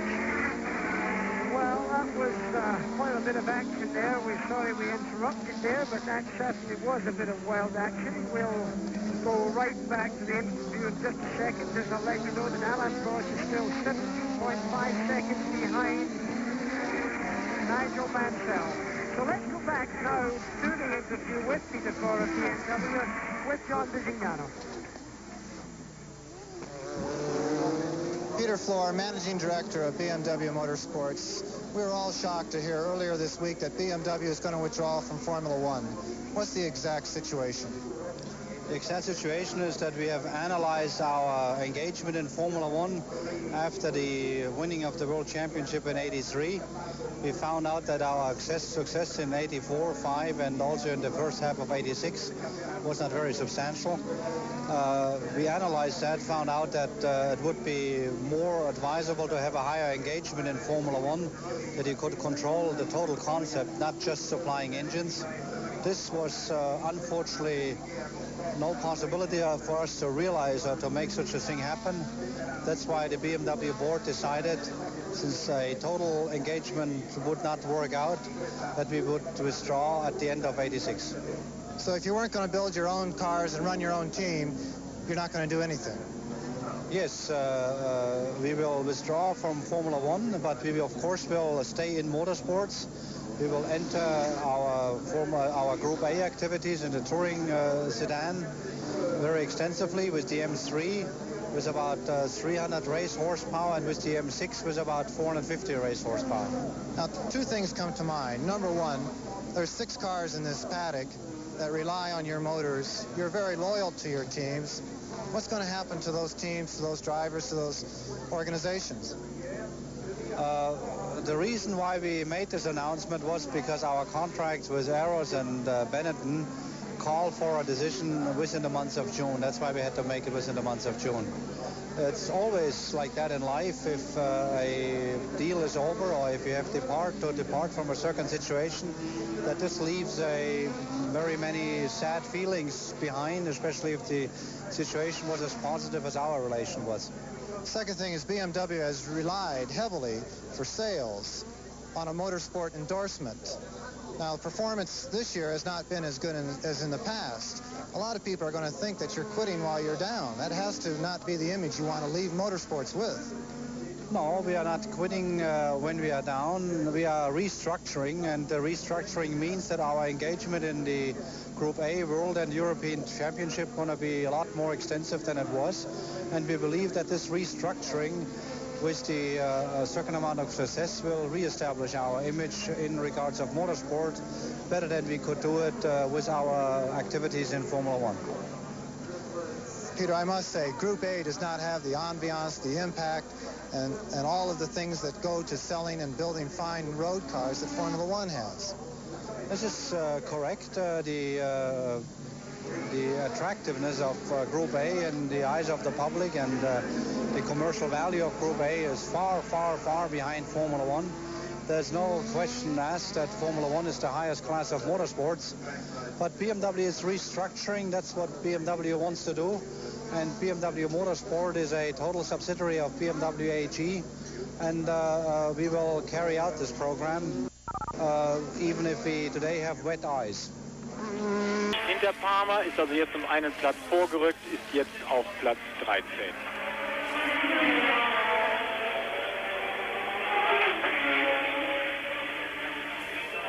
Und Platz 13 ist allerdings auch der letzte Platz, denn größer ist das Feld nicht mehr. Danner hat 3 Runden Rückstand, war ja im Training ganz ausgezeichnet. Auf den 18. Platz gekommen, musste hier allerdings mit dem Ersatzauto starten. Und das läuft wohl nicht ganz so gut. Mal schauen, was er für Rundenzeiten fährt im Moment. The French Grand-Prix, I'm sorry about interrupting that BMW feature there, telling what they're going to do about what the engine program is for 1987. We'll all miss BMW. They've been a healthy contributor over these last few years, but let's hope they might change a decision on that. The leaders are on lap 50, just completed 50 laps. Let me go through the lead, the top 10. Nigel Mansell. Alain Prost is second. Keke Rosberg is third. Rennie Arnoux is fourth. Jacques Lafitte is fifth. Alboreto is sixth. Patrick Tambay is seventh. Martin Brundle, eighth. Patrese is ninth. And Johnny Dumfries from Scotland is making up the top 10. Another thing we should point out is that both Alboreto and PK now have their second set of race rubber. They've come into the pits during that feature, and they are on the rubber that they certainly hope they're going to finish this French Grand Prix with. So with the leaders, we have Nigel Mansell leading the race, and hopefully he will be coming into the pits fairly soon for his second set of race rubber. Prost, we think, can go the distance without a second stop. Rosberg has not had his second set, and PK, who is fourth, now has the second set of race rubber, which he certainly can finish up with for the rest of the remaining 30 laps. Well, Nigel Mansell still has a healthy lead here. He's 15.3 seconds in hand. That would not be enough time to come in for a pit stop. Although, and he's coming in. He's in for a pit stop. Nigel Mansell is on his way. Now, keep in mind it'll be about an 8.5 to 9 second pit stop, but the exit and the entry is very important time-wise. And we don't have any timing on this. Yes, it is. It's coming up right now. 6 seconds, 7 seconds, 8 seconds, 9, well, 9.36 seconds. But keep in mind, he's got to get away out as fast as he can. Will he be able to do it? And there is our man.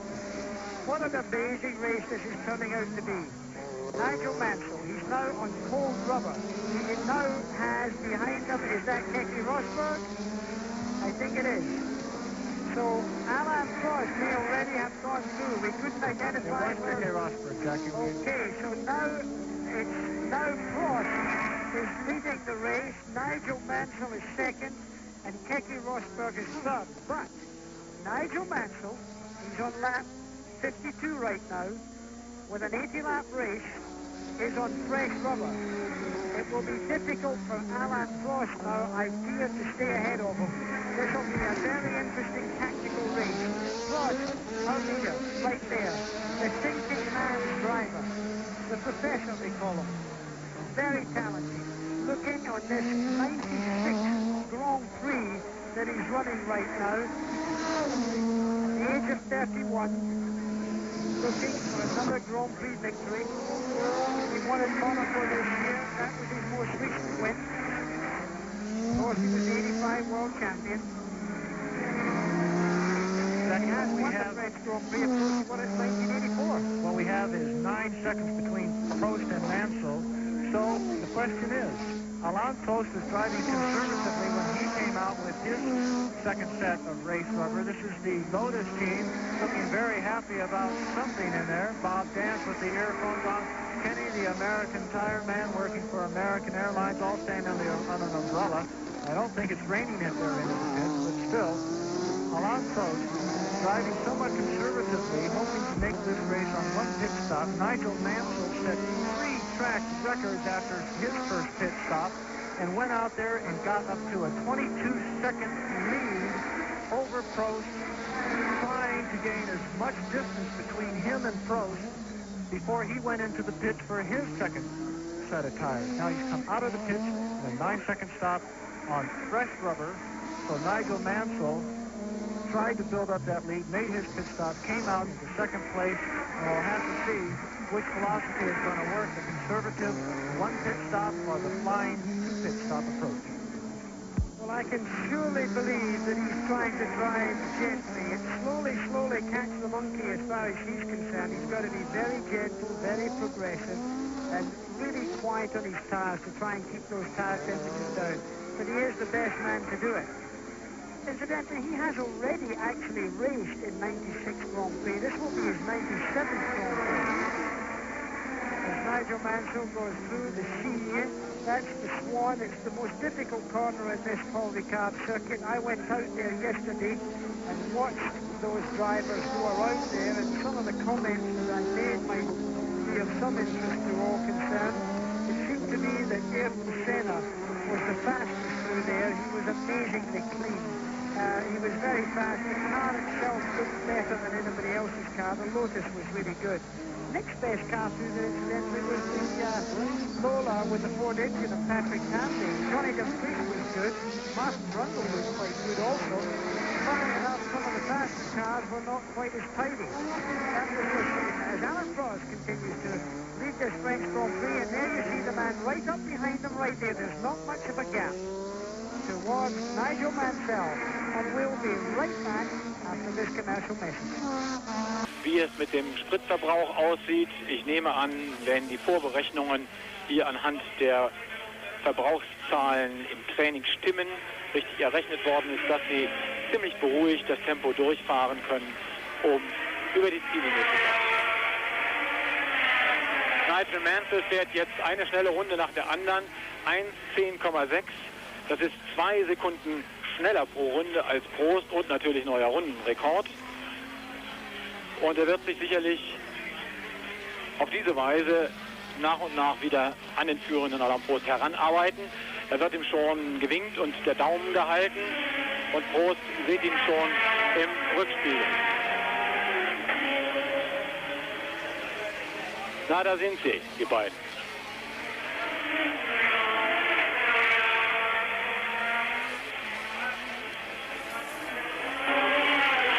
Ich habe jetzt bei unserem Mikrofon Herrn Flor, einen der beiden Direktoren von BMW Motorsport und verantwortlich für, sicherlich auch mitverantwortlich für die Entscheidung, dass BMW sich zurückzieht. Herr Flor, warum? Wir haben uns aus rein rationellen Gründen aus der Formel... Along with John Bisignano and the French Grand Prix, welcome back. You're here to see a great motor race on ESPN. This is really top driving by 2 of the best and fastest drivers in Formula One Grand Prix racing at the present time. It's really the tortoise and the hare principle, because Nigel Mansell has been twice in the pits, running sprints between tyre changes. Alain Prost, on the other hand, has only been in once for tyres, stroking his car. It will be interesting to see now, as you can see this battle first and second developing, whether Mansell will be able to take his lead, go out and take a commanding lead so that Alain Prost cannot retaliate by going into the pit and getting himself sorted as Nigel Mansell takes the lead of the French Grand Prix. Nigel Mansell of Great Britain in the Honda engine Williams passes Alain Prost, who really didn't make a lot of room for him, as they go into the main back straight now. The Marlboro McLaren stalking with Cannon on the back wing, mobile in his gas tank, Honda powering his Williams chassis. On his Goodyear cars, he zooms up this main street at about 198 miles an hour, and you can see he's already opened up a bit of a gap, John. And in doing so, he actually set his fourth track record here at Circuit Paul Ricard. This has to be rapidly becoming his favorite race car circuit on the entire World Championship Tour. What happened is, on the first lap out of the pits, there was a 9.1 second gap. He was making up almost 2 seconds a lap, which is amazing in Formula One. He brought it down in 5 laps to 1.1 seconds. On the next tour, he set up for a beautiful pass and easily took Prost under braking into turn 1. Now we've got to see if Prost bites the bullet and comes into the pits.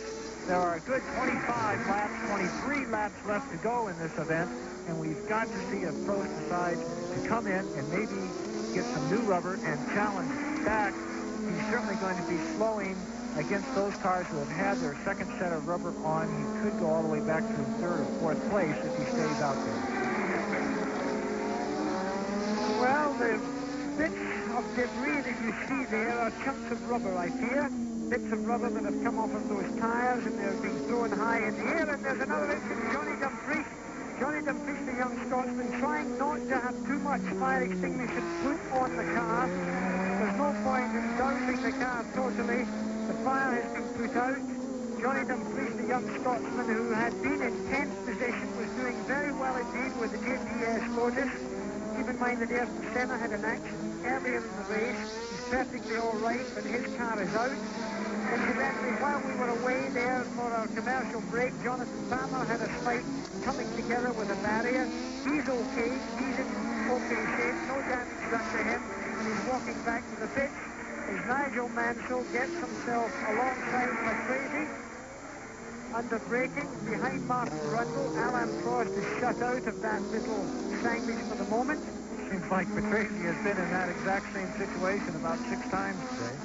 Well, Riccardo Patrese has never been known to make a lot of room for anyone to pass, but certainly he didn't give any room there. But Prost comes out of his draft, out of his slipstream, going into the Signet, which is right there, gives him a well and true sort of Formula Ford attitude before the right-hander of the Signet corner. They're now going round. I had a little excursion there a few years back in a Formula One car that I well remember. Martin Brundle and the later General Tyrrell brings himself around, this left-hander accelerating in third up into fourth gear as we leave that corner. As Mansell goes round on the outside, very cleanly without too much effort.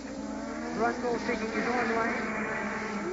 You know, Jackie, with Mansell setting 4 track records to do his hair approach to this situation and being so well decided, the last question is, how much fuel has he used in being so dedicated to that particular philosophy? I think that he will have enough fuel left in the car, but it is a consideration. You will find that the Japanese have got a very sophisticated information service which comes through as the car is going around the track, giving the actual fuel consumption around the racetrack at all times. So that information is being fed back to Nigel Mansell on a two-way radio. Not only is Nigel Mansell getting information from his pit board, but he's also getting it through his headset. And if he's got any serious fuel problems, they'll be giving him plenty warning on that. I rather suspect that he's got enough fuel in there. The sparks, incidentally, that you saw coming very obviously from Nigel Mansell's car doesn't mean any great danger to him or his motor car. It's just that there's 1 or 2 quite severe bumps on this relatively billiard-table surface track, and they've set the car so low on the ground that when it does hit a bump, the titanium skid plates that are molded underneath the car to protect the composite carbon fiber that these cars are made of, to protect that, of course, sets up a great spark. I think we should take a moment to mention the individuals out of the French Grand Prix. Again, we just saw Johnny Dumfries, actually the Earl of Dumfries, out. He's the most recent retirement. With Senna was one of the early retirements, going into the tire wall quite heavily. Gonzani, Berger, Street, Jones in the Ford Power cars, Alan Berg, the Canadian driver, and the Nini, the Cesaris, Fabi, Stefan Johansson having a miserable weekend with the Ferrari. Hoop Rottengatter, the Dutchman, also out of the French Grand Prix. High above the Grand Prix by our helicopter shot supplied by French television, and we see Giovanni Arnaud, French television obviously paying courtesy to this man who's in 5th position as I commentate with John Visignano in an overcast day.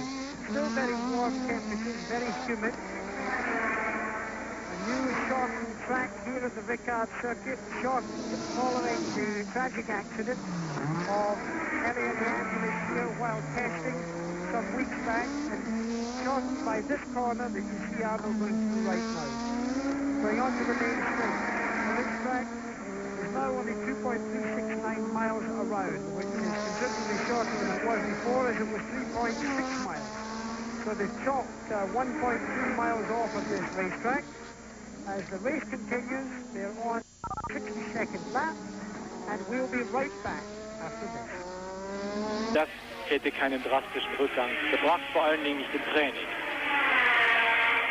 Die nächste Möglichkeit ist natürlich, etwas gegen die Turbolader zu tun, entweder auf Saugmotoren, die guten alten Saugmotoren wieder zurückzukommen. Da sehen Sie den Abstand sehr schön in dieser Totalen zwischen dem führenden Mansell und dem Verfolger Alain Prost. In Zeit ausgedrückt ist das 2,2 Sekunden. Die zweite Möglichkeit wäre also gewesen, die Turbolader wieder abzuschaffen oder aber den Ladedruck zu begrenzen mit einem sogenannten Pop-Off-Ventil. Das heißt, ein Ventil, das aufwacht, sobald ein bestimmter Ladedruck erreicht ist. Aber auch da gibt es viele, viele Möglichkeiten, das zu umgehen. Tambay hier zwischen den beiden Führenden, auch sehr hart gebremst, macht Platz für Prost. Nicht ganz freiwillig schien mir. Schauen wir nochmal zu. Hier vorne Mansell. Grand Prix as Patrick Tandy in a replay locks up his brakes. There's the brakes locking up. You can see it's the back brakes that are locking. No smoke off the front. And he overshoots the corner just by the pitch to allow Alain Prost to have a clear view of the corner. So the Ford-powered unit Haas-entered car from the United States has a little braking trouble there with the young Frenchman, Patrick Tandy, who was a great skier before he became a racing driver. Skied for his country, France. Also the University of Colorado. Yes, well, he went to school, as you say, in the United States, a lover of America. As we go back to our leader, Nigel Mansell leading the 72nd running of the French Grand Prix as the sun is beginning to come out. The light is changing, the clouds are slowly disappearing. There are no shadows on these cars, although the humidity is still high. You can see the vapor trails. You can see the man in second place, Alain Prost right there. Keke Rosberg is third, Nelson Piquet is fourth, Rennie Arnaud is fifth, and Jacques Lafitte, his teammate in the Ligier team, is taking up sixth position. You can see the gap there is 2.8 seconds between Alain Prost and our leader, Nigel Mansell. Mansell really has become a major power in Grand Prix racing this year. It's very nice to see, again, so well deserved by Nigel Mansell, one of the drivers who did not buy his way into a ride. Again, at Lotus, he was a bit overwhelmed by the situation there with Frank Williams. Expertly sent Tambay again off the track. This is not like Patrick Tambay whatsoever. It seems like in the exact same area, and he pulled on right in front of Derek Warwick. I think you might find that the problem there is that it could be the front balance bar of his brake system has broken because he's left himself with no front brakes and only his rear brakes are working. So I think you'll find that he's got a major problem there with his front brakes. Clearly he has a problem. Well, it's certainly going to be a problem to complete another 15 laps until the end of the race with only his rear brakes. Again, when you only have the rear brakes, that locks them up very easily, and the car is thrown into what can be considered a very easy spinning situation, which none of the drivers like to think of entering at near on 175, 180 miles an hour at the end of this straightaway. Jackie, I was trying to say about 40 laps ago, when you won the French Grand Prix in 1970, do you remember what your acceptance speech was on the podium in front of such a large French crowd, winning in a French-sponsored car? Well, I remember winning the race, and I remember them saying, God save the Queen, exactly, which is the most important thing. Yeah. When your own national anthem is played, well, it's a big, proud moment. Your heart swells, the tears come to your eyes. And I remember, I think at that time, I remember looking underneath the trophy to see if it was an original, because in fact it was a China trophy. Well, your exact words were, Monsieur, my chassis, très bien, my moteur, très bien, pilote, très bien. Well, I must have been speaking to you at the time, obviously clearly speaking in a manner that would allow you to understand it, John. I was a young Formula 3 driver trying to qualify for the Formula 3 race with a broken elbow that I had done at Circuit Clermont-Ferrand, where you won the French Grand Prix the year before. So. Yeah, we managed to win 3 French Grand Prix in total. They were quite important races for me. This Ricard circuit, as I said earlier in the day, was first created in 1970 by Paul Ricard, who became very rich after the war, making a drink called Ricard, which frankly the French seem only to drink.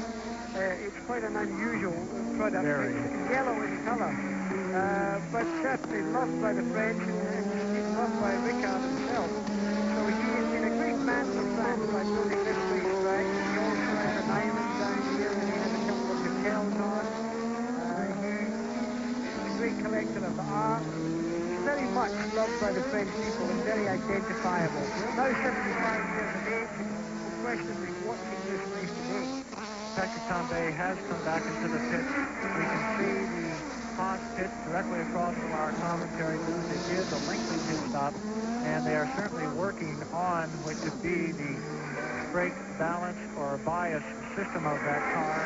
It's somewhat of a lengthy process to try and repair, especially during a Grand Prix, but they will probably try and get him out for the remaining laps. Any laps done in that car can be of use to developing the engine and the chassis for next year and races yet this season.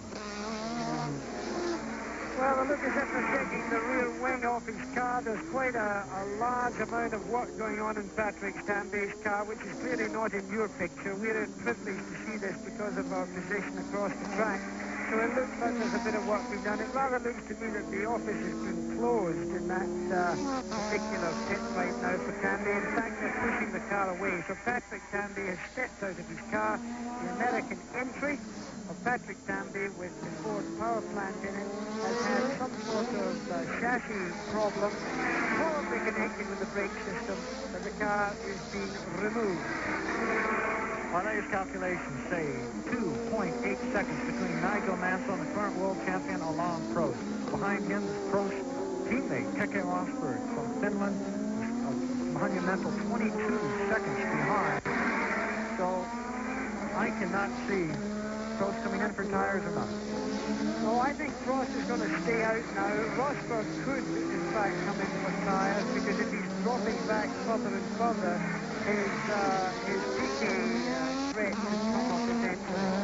And here you see Keke Rosberg braking hard for this right-hander, which he takes in the first gear. And there you see Nelson Piquet, just what I was recognizing could occur. Piquet is going to put Rosberg under pressure. Keep in mind that Piquet has been in for tires twice. So this could be a situation. The difference is 5.3 seconds between Rosberg and Piquet, but that's not true now. That was a lap before. And certainly he's got much closer now. I think we're going to see a change in order there, and Rosberg is going to be under great pressure. We'll be under great pressure to return to the French Grand Prix in just a moment. 1:10,3, dann 1:10,8. Prost fährt 1:12.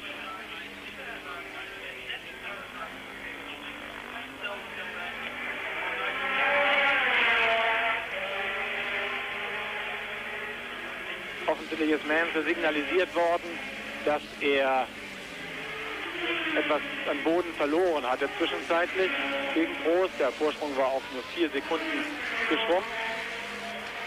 Und jetzt macht er sich wieder davon.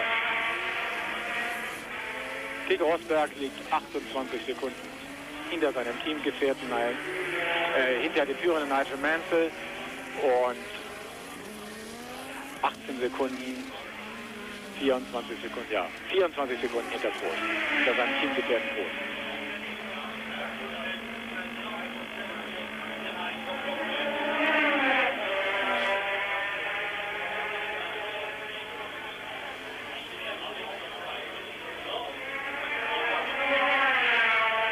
Die unterschiedlichen Rundenzeiten hier, die die Fahrer fahren, die so etwa um 2 Sekunden differieren, hängen natürlich auch am Spritverbrauch.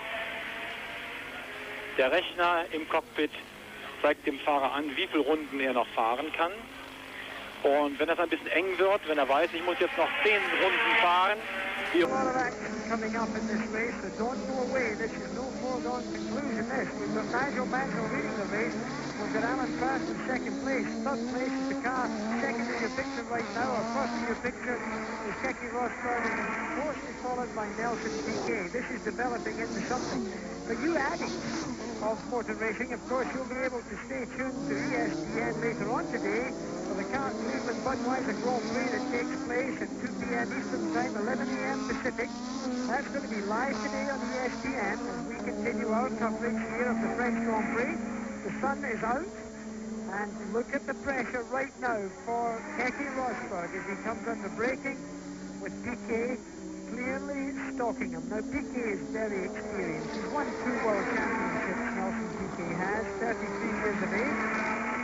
A Brazilian living in Monte Carlo.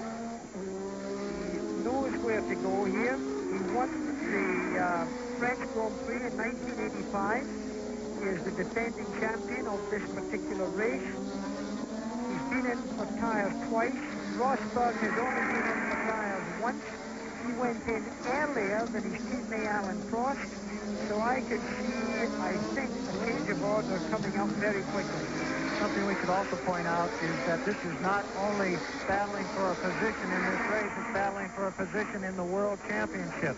Piquet with 19 points as he does go through under braking around Keke Rosberg, right again with Patrese in the scene. I think maybe Bernie Eccleston has trying to do a very good job for his Olivetti sponsors. Here we have the replay, beautiful setup, coming in under the brakes. Keke doesn't really give him any great challenge on this situation. Keke sort of felt it was certainly a foregone conclusion under that rapid catching process that Piquet was faster. As I was saying, Piquet, 19 points, Keke Rosberg, 14 points in the World Championship. That's respectively 4th place for Nelson and 5th place for Rosberg. So, again, even though they're racing further down the field, it's the championship points that these people are going after. Well, 3rd place is a very healthy position to be in any Grand Prix. Patrese now being stopped by Nelson Piquet. I just thought for a while there that Patrese has only just been looping round that one slow corner. It seems always to be in our picture. As we approach that same corner now, Nelson Piquet in 6th gear. And his 6-speed gearbox is now decelerating. He's going to drop it into 1st gear as he gets Patrese well and truly. Doesn't give him any chance to retaliate. He knows the man. Accelerating into 2nd gear now, holding in 2nd gear, accelerating in 2nd, up to 3rd, up to 4th, up to 5th, up to 6th gear. Closing up in the fastest car in this race, certainly the fastest engine of the present. Piquet doing about 198 miles an hour. As he goes into the seam, the Swan right-hand bend, he takes that almost flat, never comes off the floorboard, goes into the next corner in 5th gear, now down to 4th gear. Now he's gone and dropped it into 3rd gear for this one. Accelerating in 3rd gear now, staying in 3rd gear, down into 2nd gear for this, into 3rd gear. This is into 4th gear now, into 5th gear. As he goes through the right hand, and then he attacks the left hand, and he goes down to 4th, to 3rd, then into 2nd gear, and then finally he gets into 1st gear once again. That's a complete lap for Nelson Piquet. He's got about 28 gear changes per lap. So he's got to have his mind on what he's doing. And now Keke Rosberg comes alongside Ricard and Patrese. And the very low Brabham, you can see the difference in height between the McLaren International car and the Brabham. The Brabham is very low, but this year has not been at all competitive, not coming up to its early promise. Our statisticians here have told us that the difference between Mansell and Prost has been increased up to 8.6 seconds, then all the way back to Nelson Piquet minus 27 seconds, and Rosberg a single second behind Nelson Piquet. Alain Prost, I would dare to say, has chosen to be satisfied with second place. To pick up 6 World Championship points, and this is 97th Grand Prix, and I don't think he wants to push it any further, and I think he'll be very happy to get 6 championship points. That would suit him very well, because keep in mind that Ayrton Senna, leading the World Championship before this event, had an accident early part of the race, not injured, but well and truly out of the race and clearly out of World Championship points.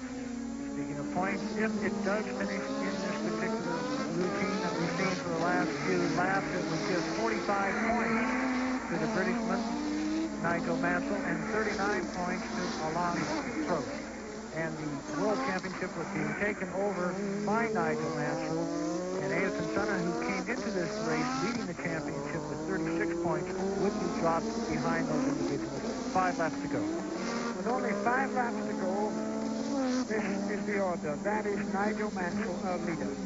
Alain Prost is second. Nelson Piquet is third. Keke Rosberg is fourth. Rennie Arnaud is sixth. Jacques Lafitte is sixth. Patrese is sixth. Seventh is Brundle. Sorry, eighth is Brundle. Ninth is Loris. And Alboreto is making up the 10. This is going to change as we get close to the end here. You're going to see some developments here, but Nigel Mansell now, I think, has just got to stroke it round here so that he doesn't make any major errors. This is one very important thing he has to do here. He must keep away from other troubles. Drivers get tired. They don't look in their mirrors. It's the type of thing that can severely affect the outcome of a race this close to the finish. And Nigel Mansell has to stay very alert. He's very fit, probably the strongest and fittest of the Grand Prix drivers. He's a big man, he's not at all a small man, and because of that I suppose he might have a little added stamina. Prost is extremely fit but very slight. He only weighs around 60 kilos, which is really not very much at all. Jacques Lafitte, in fact, is the lightest driver in Grand Prix racing, with just a kilo lighter at 59 kilos. Both the lightest and the oldest. That's correct. He's 42 years of age, and if he finishes this race in 6th position, it would be wonderful. He would pick up a World Championship point and his 175th Grand Prix finish. Only Graham Hill has done more, and that will be equalled by Lafitte if he competes in the British Grand Prix, which we will, of course, be carrying on ESPN next Sunday from Brands Hatch. More motor racing from your Motor Racing Network. Nigel Mansell lives on the Isle of Man, up in the North Atlantic. He's going for his master's degree in aviation, so he certainly understands the aerodynamics of these Formula One racers, and they rely on that very heavily. Has 2 children, a lovely wife, who will be at the British Grand Prix with the entire family. He runs his own motorhome for the British Grand Prix just for all of his relatives and family.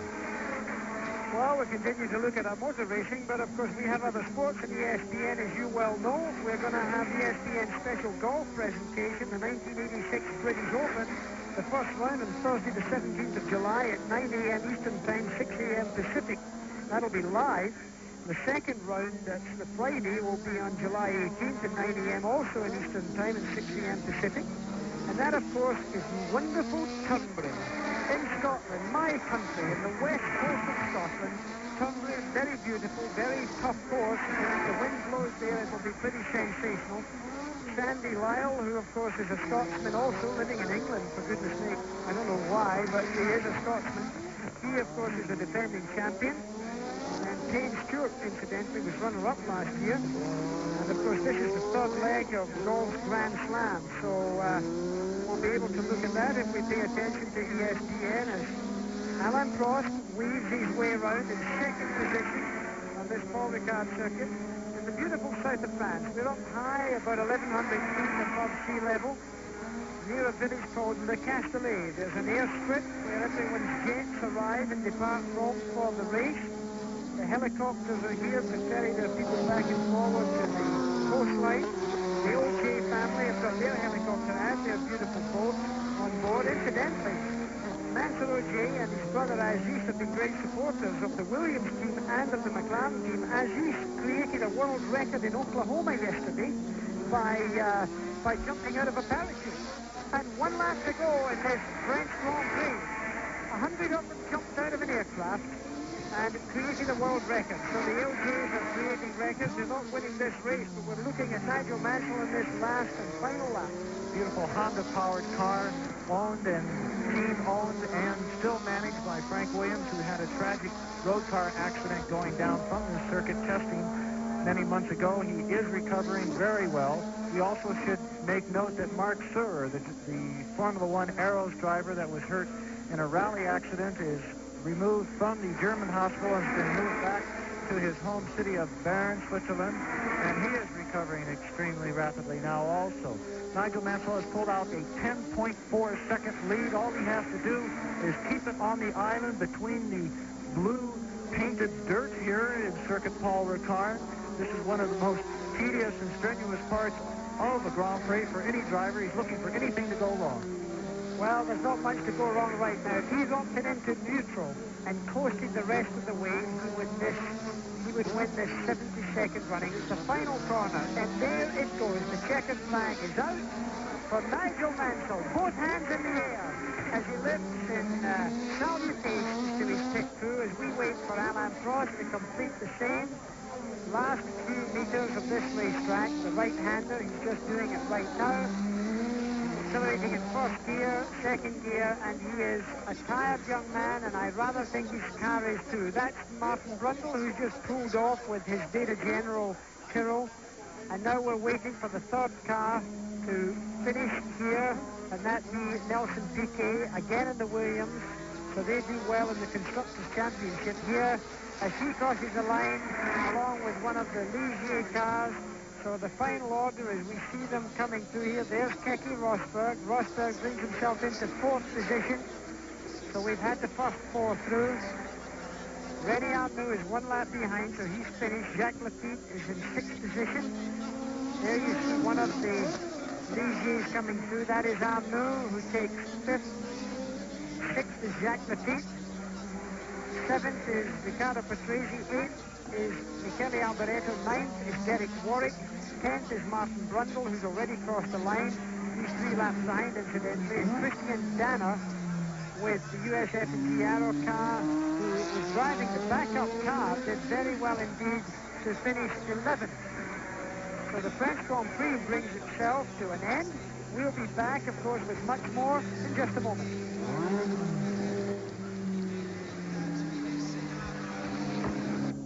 Ich kann oder mein Team oder mein Auto kann nichts dafür, wenn andere nicht in den Spiegel schauen. Ja, das wird der Christian Danner natürlich nicht so gerne hören. Gerade Sie beide, die uns natürlich den deutschen Zuschauern, den deutschsprachigen Zuschauern sehr stark am Herzen liegen, dass sie sich auf diese Weise gegenseitig aus dem Rennen schubsen. Ja, es darf einfach nicht passieren, dass man immer überrundet wird, dass man in den Situationen solche Fehler macht. Vielen Dank, Gerd Berger. Das ist natürlich stinksauer. Hier sehen wir noch einmal die ersten 6, meine Damen und Herren. Und dieser zweite Platz von Alain Prost bringt ihm einer Titelverteidigung wieder ein Stück näher. Denn er hat jetzt wieder die Führung in der Weltmeisterschaft übernommen. Alain Prost hat jetzt 39 Punkte und der Sieger des heutigen Tages, Nigel Mansell, hat 38 Punkte. Auf den dritten Platz zurückgefallen der bisherige Tabellenerste, Ayrton Senna, mit 36 Punkten. Vierter dann ist Nelson Piquet, der das, was er sich vorgenommen hatte, nämlich hier ein ganzes Stück in der Gesamtwertung nach vorne zu kommen, nicht ganz wahr machen konnte. Er liegt auf dem 4. Platz mit 23 Punkten. Dann Keke Rosberg, 17 Punkte und Jacques Lafitte, 14 Punkte. Gerhard Berger auf Platz 9, weiterhin mit 6 Punkten. Und drücken wir ihm die Daumen, dass ihm dieses Pech nicht nochmal passiert im vergangenen Jahr, im nächsten Rennen, Entschuldigung. Und damit, meine Damen und Herren, wollen wir uns hier aus Le Castellet, aus der Rennstrecke vom Großen Preis von Frankreich ausblenden und sagen auf Wiedersehen, bis zum nächsten Mal, wenn Niki Lauda wieder dabei sein wird, der heute nicht für Sie kommentieren konnte, weil er nämlich ein neues Flugzeug in Amerika abholt und dafür seine eigene Lizenz macht, und das wird etwa 3 Wochen dauern. Auf Wiedersehen nach Deutschland. Ce Grand Prix de France et la suite de la saison. Peut-être Christian Van Rijswijk, là, comme nous avons un petit peu plus d'antenne par rapport à d'habitude, peut-être que Christian Van Rijswijk se trouve près d'Alain Prost et pourrait l'interviewer auprès d'une autre personnalité ou d'un autre pilote, de René Arnoux par exemple. Je n'ai pas encore Alain Prost sous la main, mais j'ai le président Balestre qui lui a des idées très arrêtées sur cette course, président. Oui, eh bien, contrairement à ce qu'on raconte trop souvent, bataille de machines, etc., ce Grand Prix prouve une fois de plus que dans le sport automobile, il y a la tête et les jambes, et l'intelligence du pilote est fondamentale, ses choix également. Alain a pris des risques, Manzel a pris les bons pneus. Bon, c'est une course avec une bataille fantastique pour le public français, des pilotes français très bien placés. Je crois qu'on a eu un Grand Prix de plus formidable, et l'Angleterre va continuer la grande série. Voilà. L'Angleterre et nous espérons la France, président Balestre. Vous êtes aussi président de la Fédération française, hein, n'oublions pas. Et tout est bien dans le meilleur des mondes. Mais en tout cas, c'est vrai que la fête a été réussie ici avec un programme complet au niveau du sport automobile avec différentes formules. Le podium, on n'a pas souvent l'occasion de voir. Nous sommes ici en France avec une télévision française. Alors peut-être que nous allons voir ce podium du Grand Prix de France. Bernard ? Oui. Vos sentiments, monsieur le ministre, sur cette... Et maintenant, je pense que Alain a quand même de bonnes perspectives. J'espère qu'il va tenir. C'est embêtant de ne pas avoir de moteur de qualification, hein. Oui, mais j'espère bien quand même que Renault va être capable de faire en sorte qu'il y ait une écurie France qui tienne le choc. Enfin, on est sûr, ils font le maximum en tout cas. Oui, eh bien, c'était Michel Noir, le ministre en question, parce qu'il y a beaucoup de ministres ici. Le ministre du Commerce, et puis comme il est ministre du Commerce, peut-être qu'on pourrait importer des bons moteurs en France, soit pour Renault, soit pour Prost, soit pour Ligier. Enfin, la voiture de Ayrton Senna, grande déception. Ayrton Senna, victime d'une sortie de route au 4e tour. La symphonie tout à fait inachevée pour le pilote brésilien, a à peine commencé cette symphonie. Lui qui nous avait gratifié pourtant d'un tour canon vendredi lors des essais, en obtenant la pole position d'une manière très nette. Lui, bonjour mademoiselle, je vous donnerai son numéro de téléphone. Before that, you were looking at the mechanics going round to pick up the debris of Ayrton Senna's Lotus, which crashed early in the race. Let me run down over this pretty picture of France as the crowd are beginning to disperse. The top 10 in this 72nd running of the French Grand Prix. The winner was Nigel Mansell. Alain Prost was second, and there you see Alain Prost coming up to the winner's interview for the podium and the presentations. Nelson Piquet, as one of the cars belonging to Johnny Dumfries, gets pushed away. Nelson Piquet was third. Keke Rosberg was fourth. René Arnoux was fifth. Jacques Lafitte was sixth. Riccardo Patrese was seventh. Alboreto from Italy was eighth. Ninth was Derek Warwick from England. And 10th was Martin Brundle in the Data General car. Now let me just run through the World Championship standings. Alain Prost takes the lead at 39 points. Nigel Mansell is second as the national anthem is played with 38 points. Ayrton Senna picked up no points, and 36 he had before the beginning of this race. Nelson Piquet is 23 points. Rosberg is 17. Jacques Lafitte is in 6th position with 14 points. René Arnoux 8 points with 7. And in 8th position, Stefan Johansson with 7 points only. Nigel Mansell, winner of the French Grand Prix. What a happy man. Look at that. From Birmingham in England, his eyes hurting and smarting, taking deep breaths. God save the Queen being played. Nelson Piquet, much in the same state, tired, not matted in perspiration as he sometimes is. And of course the little Frenchman beside him, Alain Prost. The Constructors' World Championship, I might point out, the Williams team have taken the lead with 61 points. McLaren are in second place with 56 points. Lotus, 36 points, quite a gap there. Ligier, 22 points. Ferrari have only got 13 points this year. Benetton have 8 points, and Tyrrell have only 2 points. That's the first 7 in the Constructors' World Championship.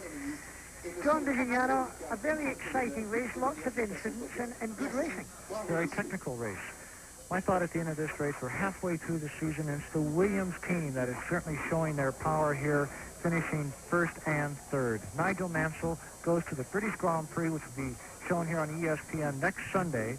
The British Grand Prix is where he won his first Grand Prix ever last year. He has to be going there with more confidence than he has ever entered any Grand Prix competition in his life. Nigel Mansell in the Honda-powered Williams is going to be the man to beat. And what a great thing, because they hope that Frank Williams is going to be actually at that circuit. Well, I'm rather hoping that Frank Williams will be there. We're going to come back with more coverage of this French Grand Prix after this commercial message. Alain Prost, là, Christian Van Ryswyk, il faut jouer un petit peu d'écoute là pour essayer d'avoir... Oui, mais pour l'instant, c'est malheureusement pas possible. Il va y avoir la cérémonie du champagne, tout le monde se pousse, et tout de suite après, je vais tenter d'avoir... Voilà. Vous êtes aux premières loges, là, ça va Ça va pas mal, oui. Le champagne a fait retrouver le sourire à Nelson Piquet, qui est bon perdant, vous le voyez. Alain Prost aussi, lui, il y goûte même. Il est le seul Français des trois, c'est sans doute pour ça. Il est connaisseur. Et en tout cas, un beau... Et voilà, Alain, qui gentiment vient nous retrouver. Alain Prost en direct.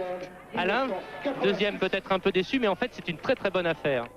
C'est une très bonne affaire, je pense que je ne pouvais pas faire mieux de toute façon.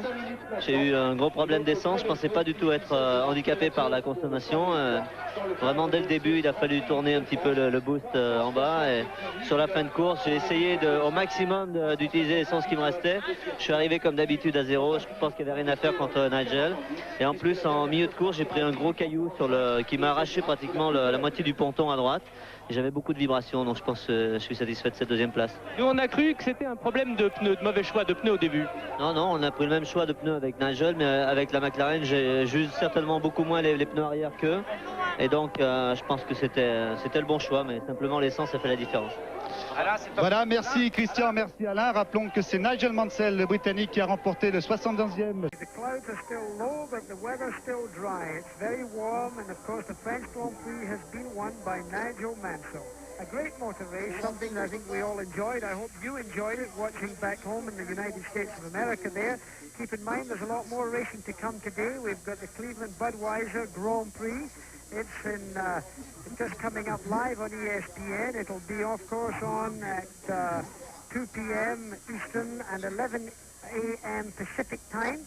And then, of course, next week we'll all be at Brands Hatch in Great Britain for the British Grand Prix. That takes place, of course, again on ESPN, 10 a.m. Eastern time, 7 a.m. Pacific time. Brands Hatch in England. One of the great races in the calendar year. It's one that we all look forward to. Great crowd go there for the 3-day happening. Well, I hope you've enjoyed this coverage, supplied, of course, by French television. Some of the shots could have slightly been improved upon, but we did our best for you. This French Grand Prix has been brought to you by B&F Goodrich TA radios, built for you to take on the road, by Fram, Bendix and Autolite, which are all quality products of Allied Automotive, and by Ford and your Ford dealer.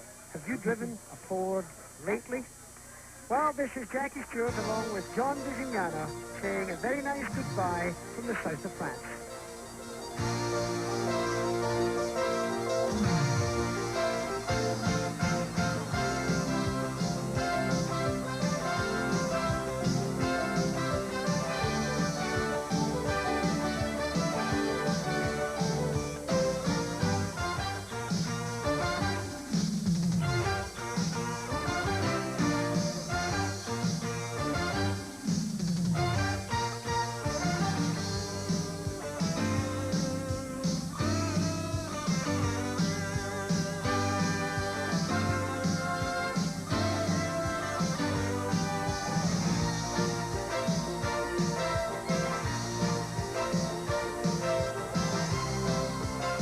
Him, the British Hope, a kiss of death label under whose weight many another hot British prospect has staggered to defeat. Was he looking forward to the British Grand Prix? Oh, it's just fantastic to go and drive in front of your home country and your home crowd. And I think for all the English drivers in Formula One, Jonathan, Derek, Martin, myself, I mean, it'll just be very good for all of us. Prost was on top of the championship points, but Mansell was only 1 point away, with Senna a close third. Piquet was fourth and feeling a bit nettled, mainly about Mansell. In the Constructors' Championship, Williams-Honda was out ahead of McLaren, but it wasn't over yet. No, I'm very happy. I'm a little tired now, but those opening laps could have been disaster for a few of us.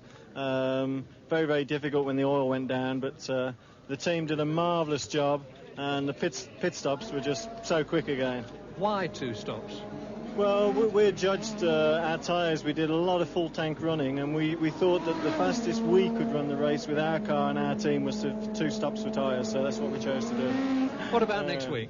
Next week's going to be fantastic, isn't it? I mean, we're all at our home, aren't we? I mean, England, marvellous for all the 4 English drivers.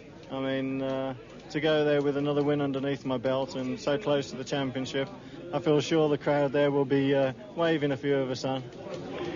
The French Grand Prix was dominated by Nigel Mansell, who next week at Brands Hatch could achieve every driver's ambition by winning his home Grand Prix.